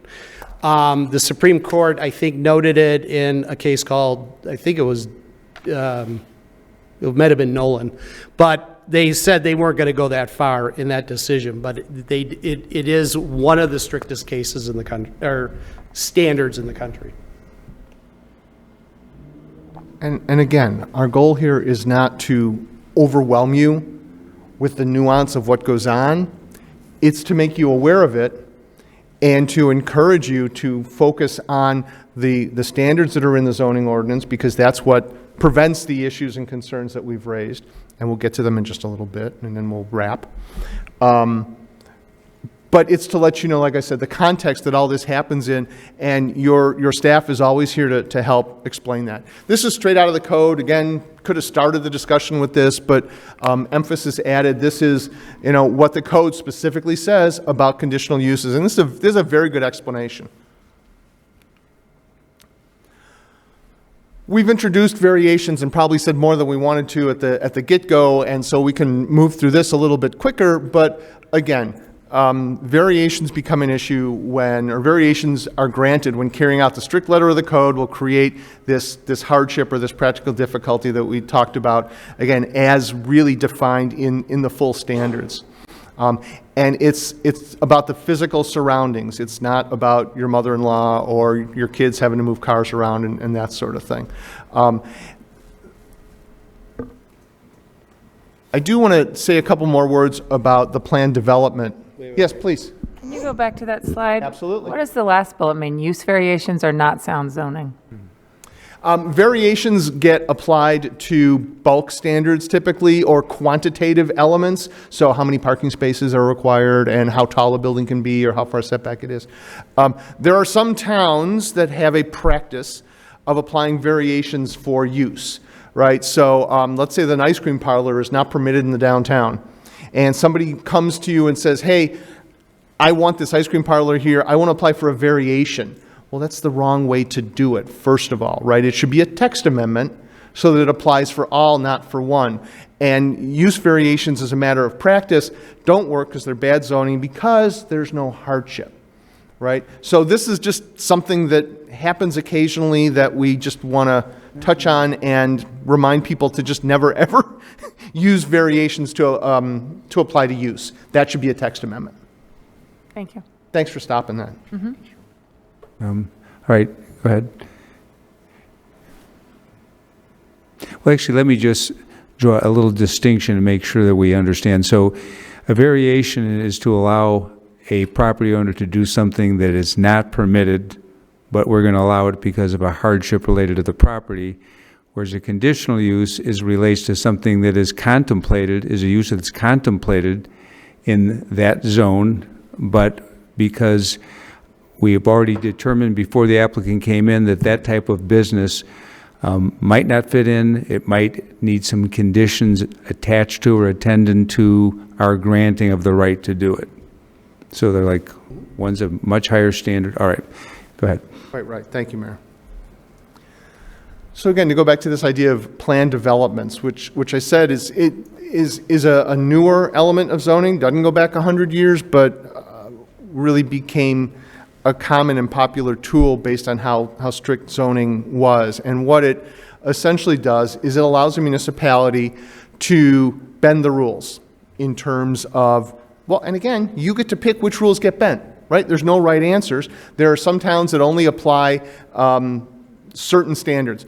But typically, lot size, lot coverage, even lot shape, a lot of things will be varied in the interest of getting a better development. And this has benefit, obviously, to the developer or the applicant who stands before you because they have flexibility in their design. They don't have to meet the strict letter of every code, and they can consolidate processes. So if they have a special use and a bunch of variations, they can do that all at one time and come before the Zoning and Planning Commission and then come before the City Council with a stop at a committee, right? And so it's a more, in that way, it's a more efficient process, also spelled out very specifically in the code, and it's of benefit to the applicant.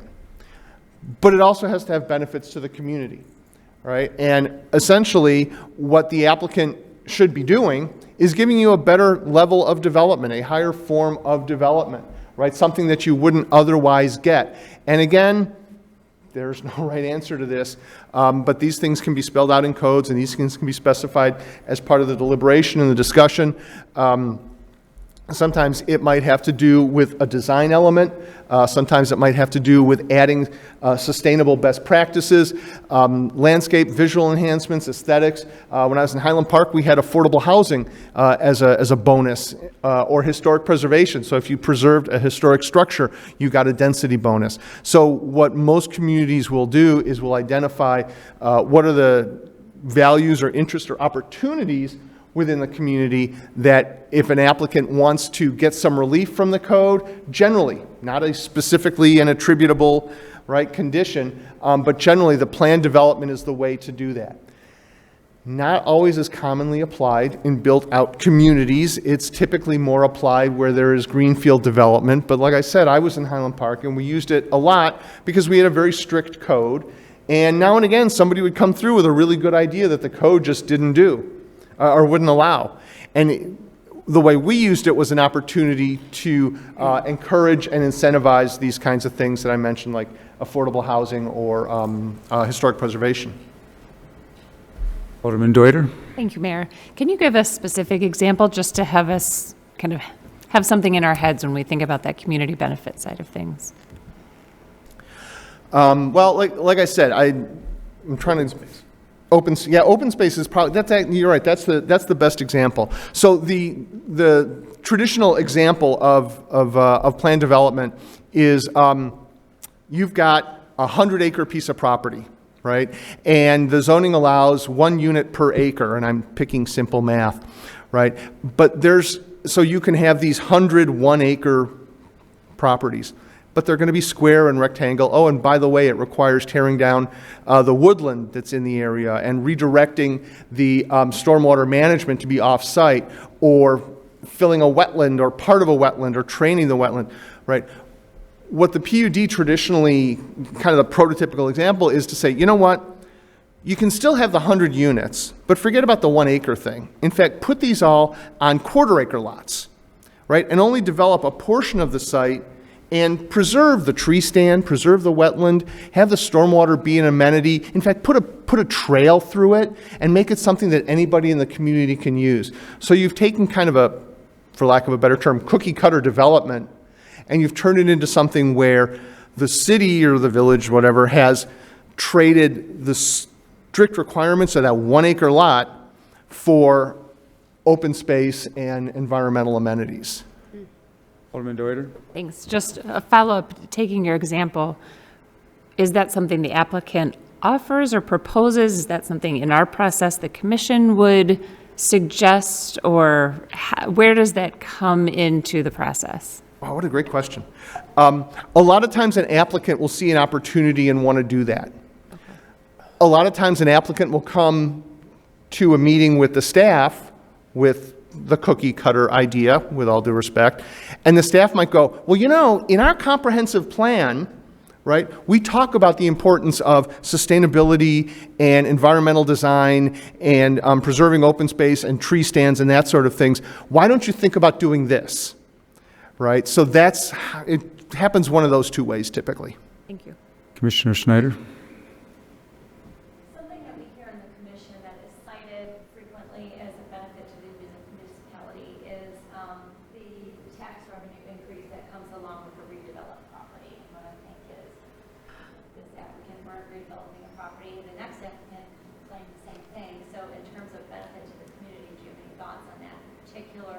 claim as being a benefit?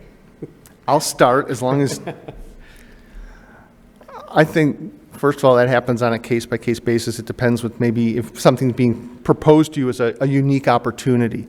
But the one I always liked was, I'm tearing down an eyesore, is one I used to hear all the time. Well, you can't build what you want to build without tearing down the eyesore, so it's coming down anyway, right? So that was sort of our threshold there was, what's additive? Not like what's going to happen anyway, but what's additive. So without being too specific about the example, yeah, if whatever's going to happen there is going to generate that revenue, is that additive, or they just happen to be the person that's doing it? That's kind of the way we used to think about it.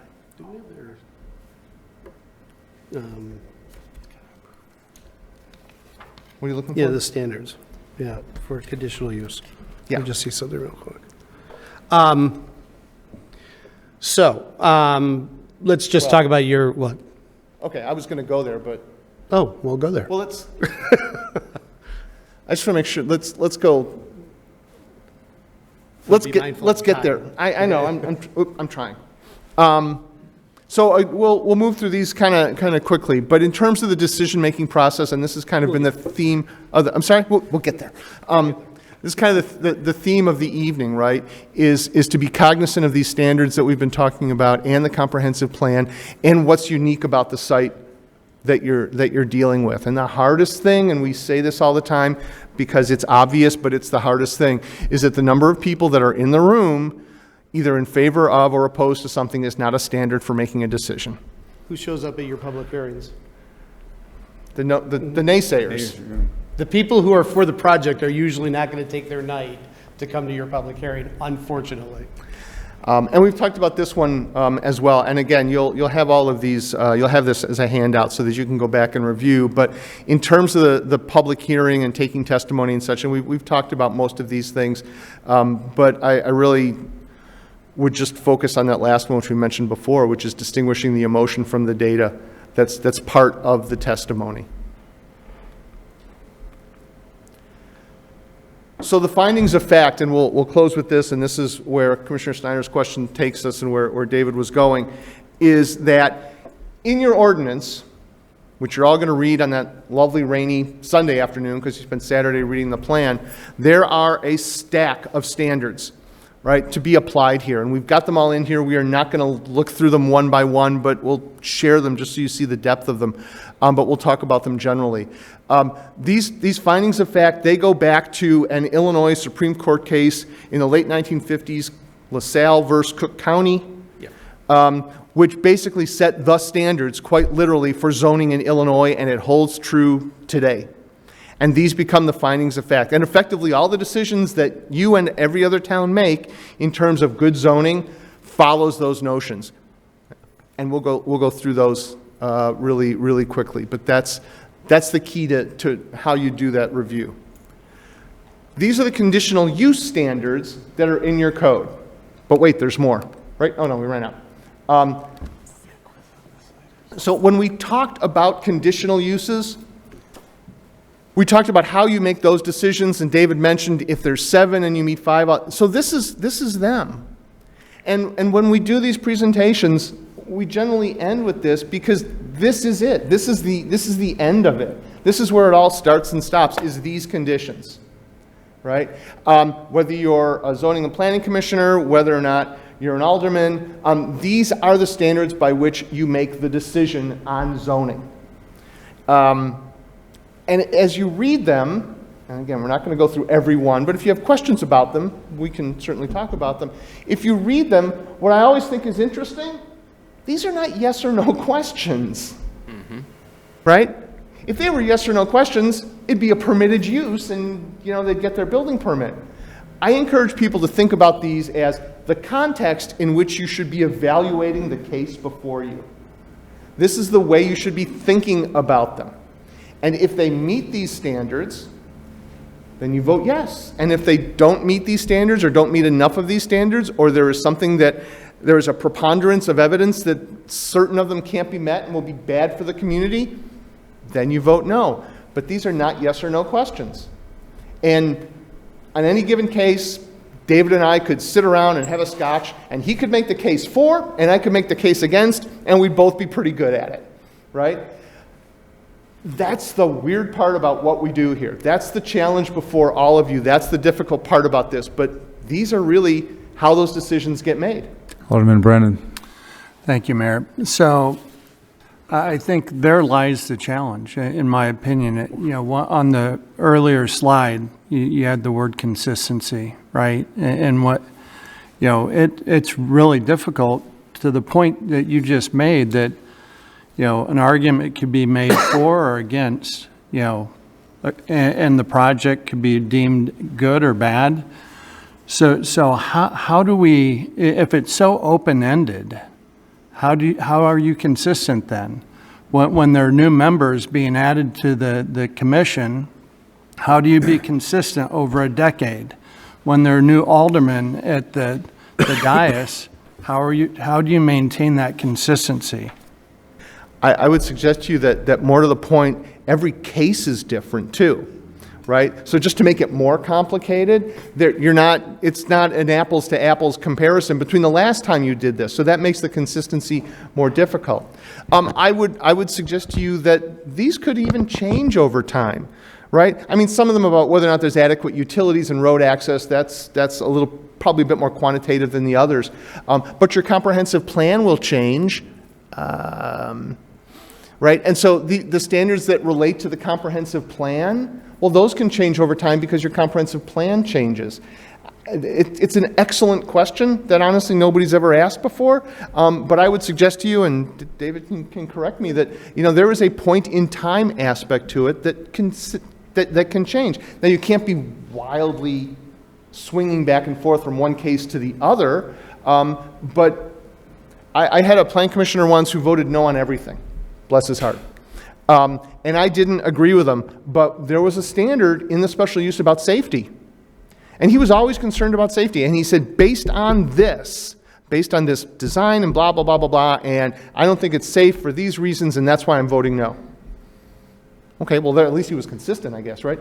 But these standards, and again, how you use them in different communities will use them differently. Some communities will go through each and every one as part of the deliberation. Different communities have different ways of doing it. I know that you have a well-established approach. But yeah, you've asked the hardest question. Wait a minute, there is some, I mean, we have people that have been around for a long time, and they could say, oh, well, this came up 10 years ago. It's the exact same situation, and in that case, we consider this. So there's some historical precedent for consistency. And staff is tracking that as well. Yeah, the institutional knowledge piece is important for new members who come onto the commission or city council for sure. But as Michael said, every application, every property stands on its own merits. And you have to treat it as such and filter the testimony that's been offered by the applicant, all of the information the applicant has shared through their application materials, staff report, everything else. All those things need to satisfy you that they're meeting the conditions. And as I said before, it's not like you have 7 conditional use standards. There's no more, right? Anyway. That's it. Yeah, so you have 7. They meet 4 of them and they don't meet 3. That's not the analysis, because those 3 that they don't meet might be so important at that location in your own estimation that the Plan Commission may very well make a recommendation to deny, and City Council can then follow that or whatever. But I wanted to get to Commissioner Snyder's point. It's not specifically in here, but you're speaking, and I don't want to get too into the weeds. There's something called the fiscalization of land use, where we're competing for tax base because we need taxes, obviously, to provide services to our residents. And you don't necessarily want a use that's not going to be generating revenue in certain locations. So your comp plan, this is the closest it gets based upon the conditions I read. Your comp plan may specifically note that in this section of the city, we want to promote the development of new employment opportunities and new sales tax generating businesses. And if a proposal before you might not meet 6 because the nature of the business is such or the use is such that it's going to generate very little sales tax revenue or none at all. You know, and I'm not saying by itself that's going to make or break the case for the applicant, but it's an important thing to understand what your comp plan speaks to in that regard. So it could be a factor, and some communities with plan developments do require a tax impact analysis. I'm not sure if yours does, but We don't. no. Alderman Park, did you have a question? No. Okay. Alderman Irby. Yeah, great deliberation on this discussion. There's been 3 things historically in the last 10 years that have cropped up in the U.S. that have caused problems, and wondering how we would avoid them in our model. One was Lagunitas in California trashed the sewer system when they came on board. 2 was marijuana being produced in border rural areas coming up like, say, Manteno or down where the old airport was going to be proposed. They'll come online and blow out the electricity grid because they're running nighttime lights and their energy consumption's high. And then take that even further, Bitcoin comes up and totally wipes out the grid for an entire region of Texas. So we know all 3 of those passed our system here in Elmhurst. Let's just pretend we did that, all 3 of those. How could we stop those if they're making the 4 corners of the paper on the 7 points? Where would we have stopped them? Well, on infrastructure, adequate utilities, access roads, drainage, and/or necessary facilities have been or are being provided. Your engineers should be able to catch that, and for those types of uses, there's going to be engineers involved, and the engineers should be able to address the fact that there's adequate electrical service, there's adequate sanitary sewer, storm, whatever, and then your own consulting engineers will check that, and that's how you protect yourself that way. In those instances, I'm not familiar with those specific instances you raised, but it may have been there was some breakdown in the review process. So that does happen, but that creates other problems for the user. So the user actually has an interest to make sure that they can actually do what they want to do at that location to make sure that there are adequate facilities. Alderman Irby? Yeah, the follow-up would be that great point where you brought, let's make a 1-year, 2-year, 3-year review on a conditional use or plan unit of development. How could we do that here? Because I've never heard, and correct me if I'm wrong, city manager or mayor, to where we put a time post-check. We generally don't.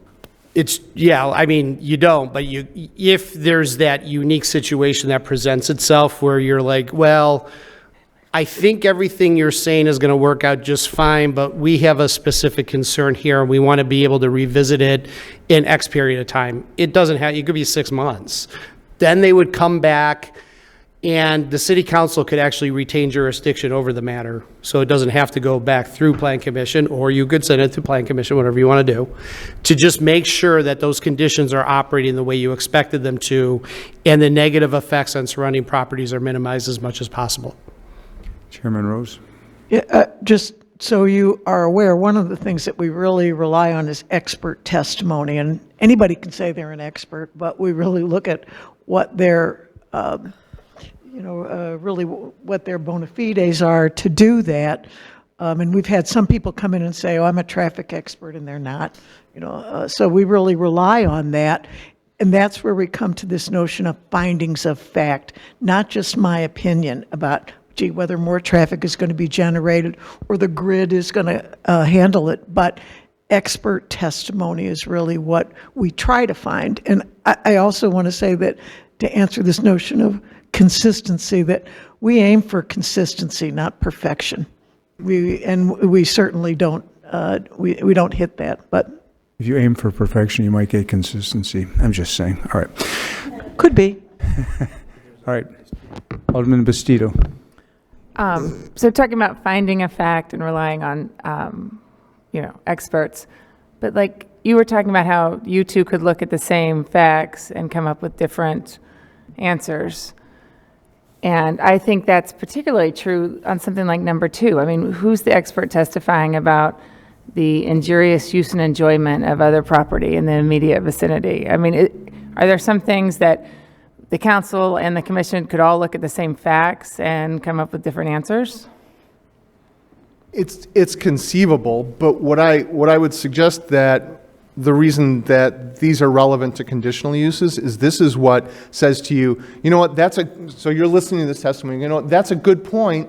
Let's think of what kind of conditions we can put on this use. Go back to my example of the drive-through with the order board and that sort of thing, right? So this is not so much about believing me or David, right? This is about your understanding of your community and the potential of putting conditions on the use, which is what that whole conditional use thing is about. So it's not, I didn't mean to give the impression that this is all up in the air and anybody can argue anything and that's the way it goes. But the fact of the matter is that these can kind of tip your hand as to, this testimony has merit to me. This is something we should see about those conditions on. And can the commission and the council both put conditions on? Could the commission add a bunch of conditions and then it gets to council and they add more conditions? Sure. Yeah, absolutely. I don't know how much more you have, but I want to ask this question at some point, so I'll do it now.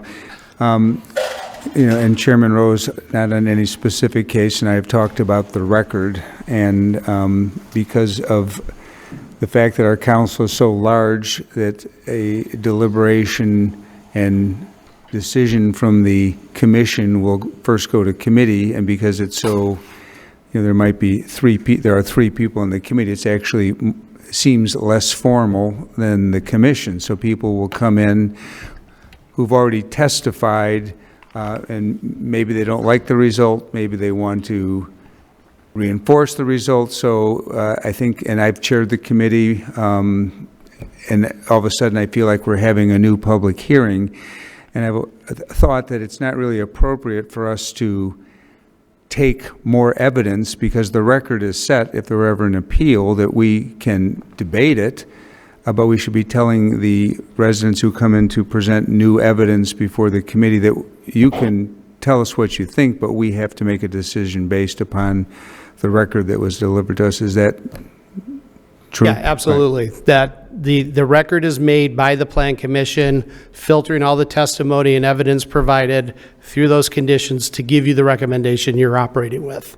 And, everyone has a right to address their elected officials. And that does happen. That people who are not happy with a positive recommendation, I guess would usually be the situation, they're going to come and tell you, well, you didn't think about this. Well, you should have brought that back up at the public hearing. And that's what I've encouraged our current chair to say is you can say what you want, but we have to look at the facts that were taken by the commission. Right. All right, continue. And it goes back to what we said about there's a reason for that structure. There's a reason for all that so that there is consistency in the process and that there is due process as part of it. Are there other questions? Oh, I just want to make one more comment. One of the changes that we did institute in the commission several years ago was to more often cases that are complex that we have a transcript of our deliberations so that you all may not find it all that interesting to read those. So they can read that on that rainy Saturday afternoon again. But those are really, it's important because there are cases where this is a very thoughtful commission and they've gone through every single one of those conditional use standards and they may disagree on those. And I think that's helpful for the council to know that.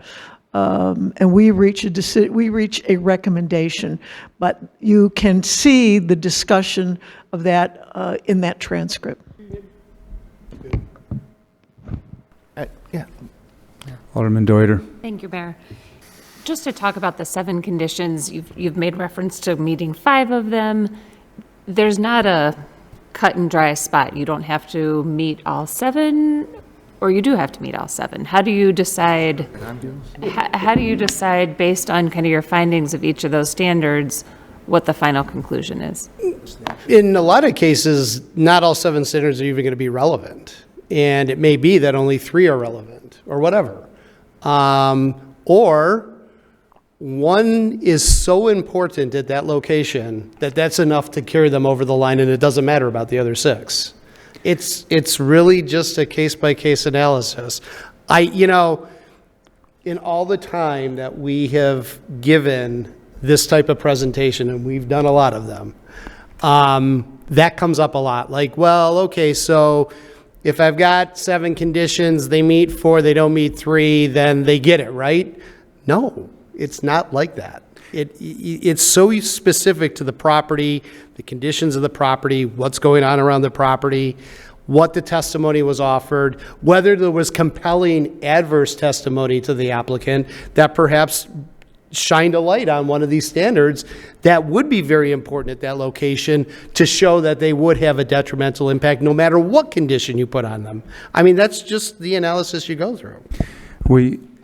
Our ordinance is a little different maybe because it says, unless they shall find, and then there's 7 things. Now, if one of them is not applicable, I guess it's not applicable, but we've always, I think, looked, you had to meet all the standards. In practice, not necessarily. Okay. Because I think I would agree with them that there are some that are just much less relevant than others. And you'll see that when we give the report to the Development Planning and Zoning Committee, it will clearly lay out this one. We may think they may or may not, they're meeting it only marginally or whatever. So we're very open and transparent about that particular aspect.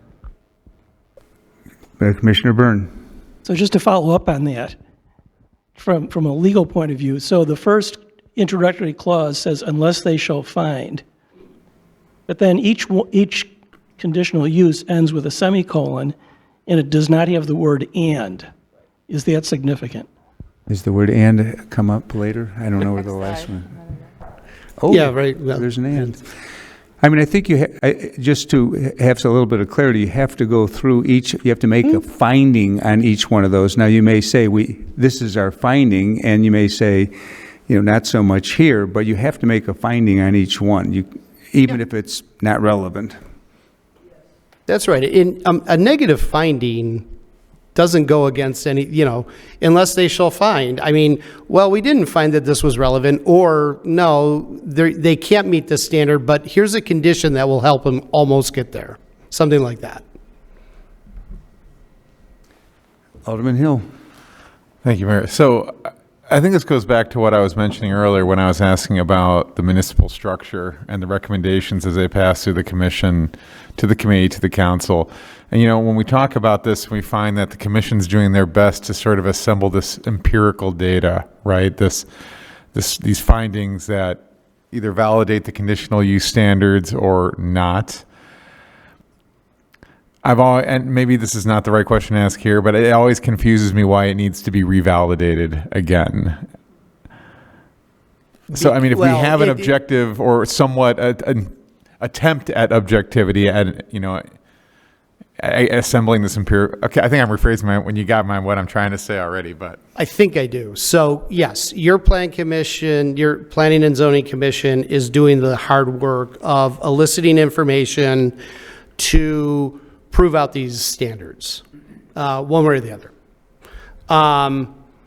And it comes before you because of something, it comes to city council then, because if I'm understanding it, and if I'm not, you can correct me, maybe you're saying like, well, if they're already doing all the legwork, then just end it there, and why do we need to concern ourselves with it? Does that capture kind of where you were going with that? Well, I mean, if we're not directly hearing these conditions from the applicant, but the commission is, I mean, I can see where the commission brings its recommendation forth to council and it's passed, but again, I don't know if this is the right venue to ask that, but it seems like an unnecessary layer of validation of the data that's already been presented by the commission to go through a committee? Well, keep in mind, the Plan Commission only has recommending authority in certain, its jurisdiction is limited to recommendations. Those recommendations go to you because from there, it's a legislative act. They can't act in a legislative capacity, only you can.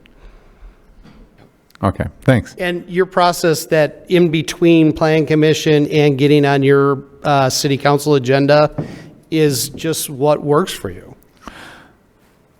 And there's where the confusion lies, I think, because something I always hoped that would be answered by this process was, like, if we can't consider new evidence other than what's in front of us, then why am I needed to do that, right? Or why do we need a body to do that? Again, this probably falls outside that this is what I was hoping would be made apparent through this. It comes before you because it has to be a legislative decision. I think particularly for the committee to further analyze, the committee looks at what the commission did and makes sure that the findings are all there. It doesn't have to be sent back. We rarely do that, if ever. And what's been more frequent, I think, over the years is that the committee and then the council have imposed different or additional conditions, which is appropriate.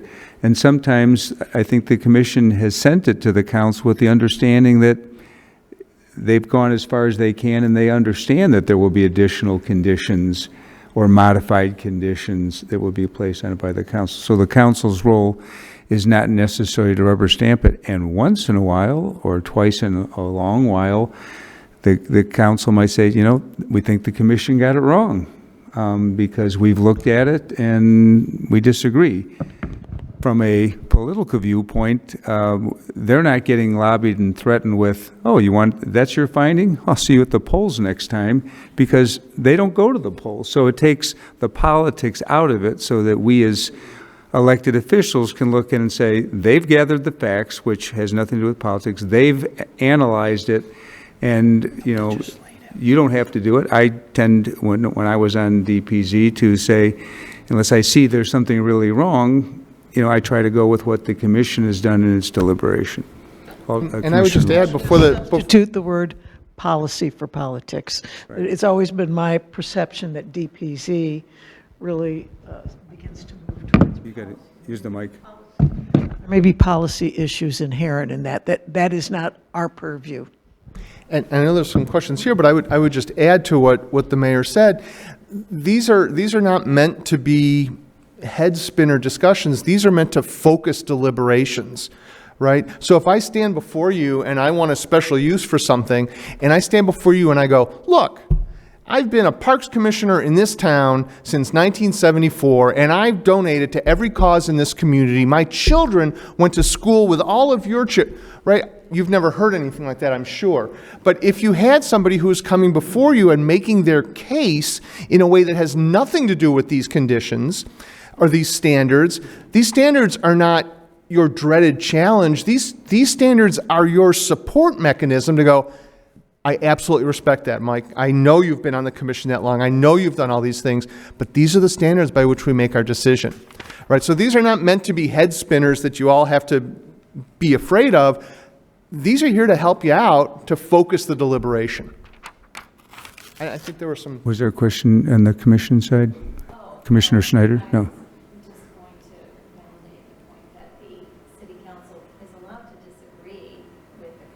Right. They're allowed to do that. I was going to mention that we don't always agree. And some of the more large contentious projects, you'll find that we don't. And so the city council can look at both sides of it, because as we've discussed, you can make an argument for or against. Sometimes amongst us, we can't all see eye to eye. And we hope that the council can come to their own conclusions based on what we're sending up. So it's sort of in the interest of time, and I'm the one that's letting it go over, but how many more slides do you have? What I was going to say is that I was going to ask generally if there's more discussion about standards, because we've got the same set of slides for variations and for planned developments. It was not our intention to go through each All of right. them, but to just point out that they exist. Yeah, that's a good, So go ahead. with that, I would ask that we focus, if there's any more questions about conditions general or standards generally, because these are great questions and it's a great discussion.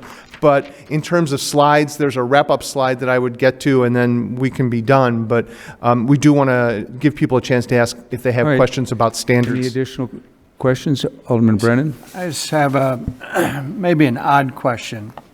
What if we arrive at what is believed the wrong decision based on the standards? I mean, is there room to revisit those standards if we I think there is. You mentioned it earlier, but. So these standards are based on these LaSalle factors that David and I have talked about, and they're pretty consistent, and yours are really consistent with what we generally see. They are not etched in stone, and they did not come down from heaven. So you'll see different areas of emphasis in different communities in some of these. Not every community will have the same one. So yeah, they can be changed over time, or if some of them aren't working, yours are actually for how. What's that? You're talking about specific So, instances. yeah, I'm sorry. but I think if we find that we're rejecting projects that, and we're following the standard and the evidence, that's one we would go back and, all right, this shouldn't be a conditional use. This should be, by right, or something of that Or prohibited nature. on the other side of it. Yeah, okay. Yeah, absolutely. Yeah, sorry, I thought you were asking something else. Are there other questions about standards? Like I said, these apply to, there are standards as well for variations and conditional use and planned developments. They're up here, but we just wanted to show you that they exist. But if there's other questions generally about these standards, again, these are not meant to confound you. They are meant to help structure the discussion. And as Chairman Rose has discussed, the Plan Commission has really developed a solid process for doing that. They're just meant to structure the discussion. But more to the point, I would tell you, these are meant to be things that the applicant should be thinking of before they even bother coming to you, right? That's the other reason that these are in here. All right, any additional questions, or before we get to that wrap-up slide, which is going to be very exciting, I'm sure. Like, I wish it was going to be more exciting. All right. So again, the variation standards that we talked about are here. There are planned development standards that we talked about. We had wanted to just mention really briefly, then we kind of danced around this as well, is the idea that there are certain things that are not part of a zoning decision, right? So building code issues, property maintenance conditions, there are other parts of the city code that address these things that are not generally going to be part of your zoning decision. So again, these are on here. Always a great question for staff. Can we be concerned with this? Should we be asking this? Some things just are not part of that. The one thing I wanted to let you know, and again, like we said, we'll get you these presentations, but there are some kind of really simple ways to keep up with what goes on. When you've done all that reading on those rainy Saturdays and you're looking for something else to do, these websites in particular are some that we know a lot of people look to. Strong Towns is kind of interesting, don't get me started, but Plan Edison is one that is one of these aggregators of information. So it gives you 3 sentences on all these stories that it finds from newspapers all over the country. It's a great way to just see a topic in a couple sentences, and if you want more, you can follow it. So in that regard, it's an interesting way to see what's going on. As you can imagine, a lot of things happen in California and Florida that find their way to the middle of the country. So this was the exciting wrap-up slide that I had, Mayor. I don't know that it lived up to its billing, but and the thank you is an important part of this as well. Those of us who do this professionally know what you have to go through. We appreciate that you do it. We couldn't do what we do unless you were willing to do what you're doing. It is no small task, because if you thought it was after tonight, I don't think you do anymore. But we appreciate the chance to work with you as planners and attorneys generally, and on behalf of David and myself, I just want to say thank you for the chance to have this discussion with you. I think I can say for all of us, we appreciate it. We've enjoyed the delivery of some important material. So thank you. I will let Chairman Rose adjourn your commission. Before I do, I want to say, if you think we look great, part of it is due to the fantastic staff we have, and I want to acknowledge them. They are exceptional. So, do we need a motion to adjourn? Let's have a motion. Commissioner Snyder moves, seconds. Commissioner Burns, all in favor? Opposed? We're adjourned. All right, thank you. May I have a motion to adjourn from the City Council? Alderman Deuter with a motion, Alderman Ramus with a second. All in favor say aye. Aye. Any opposed? We are adjourned. Thank you.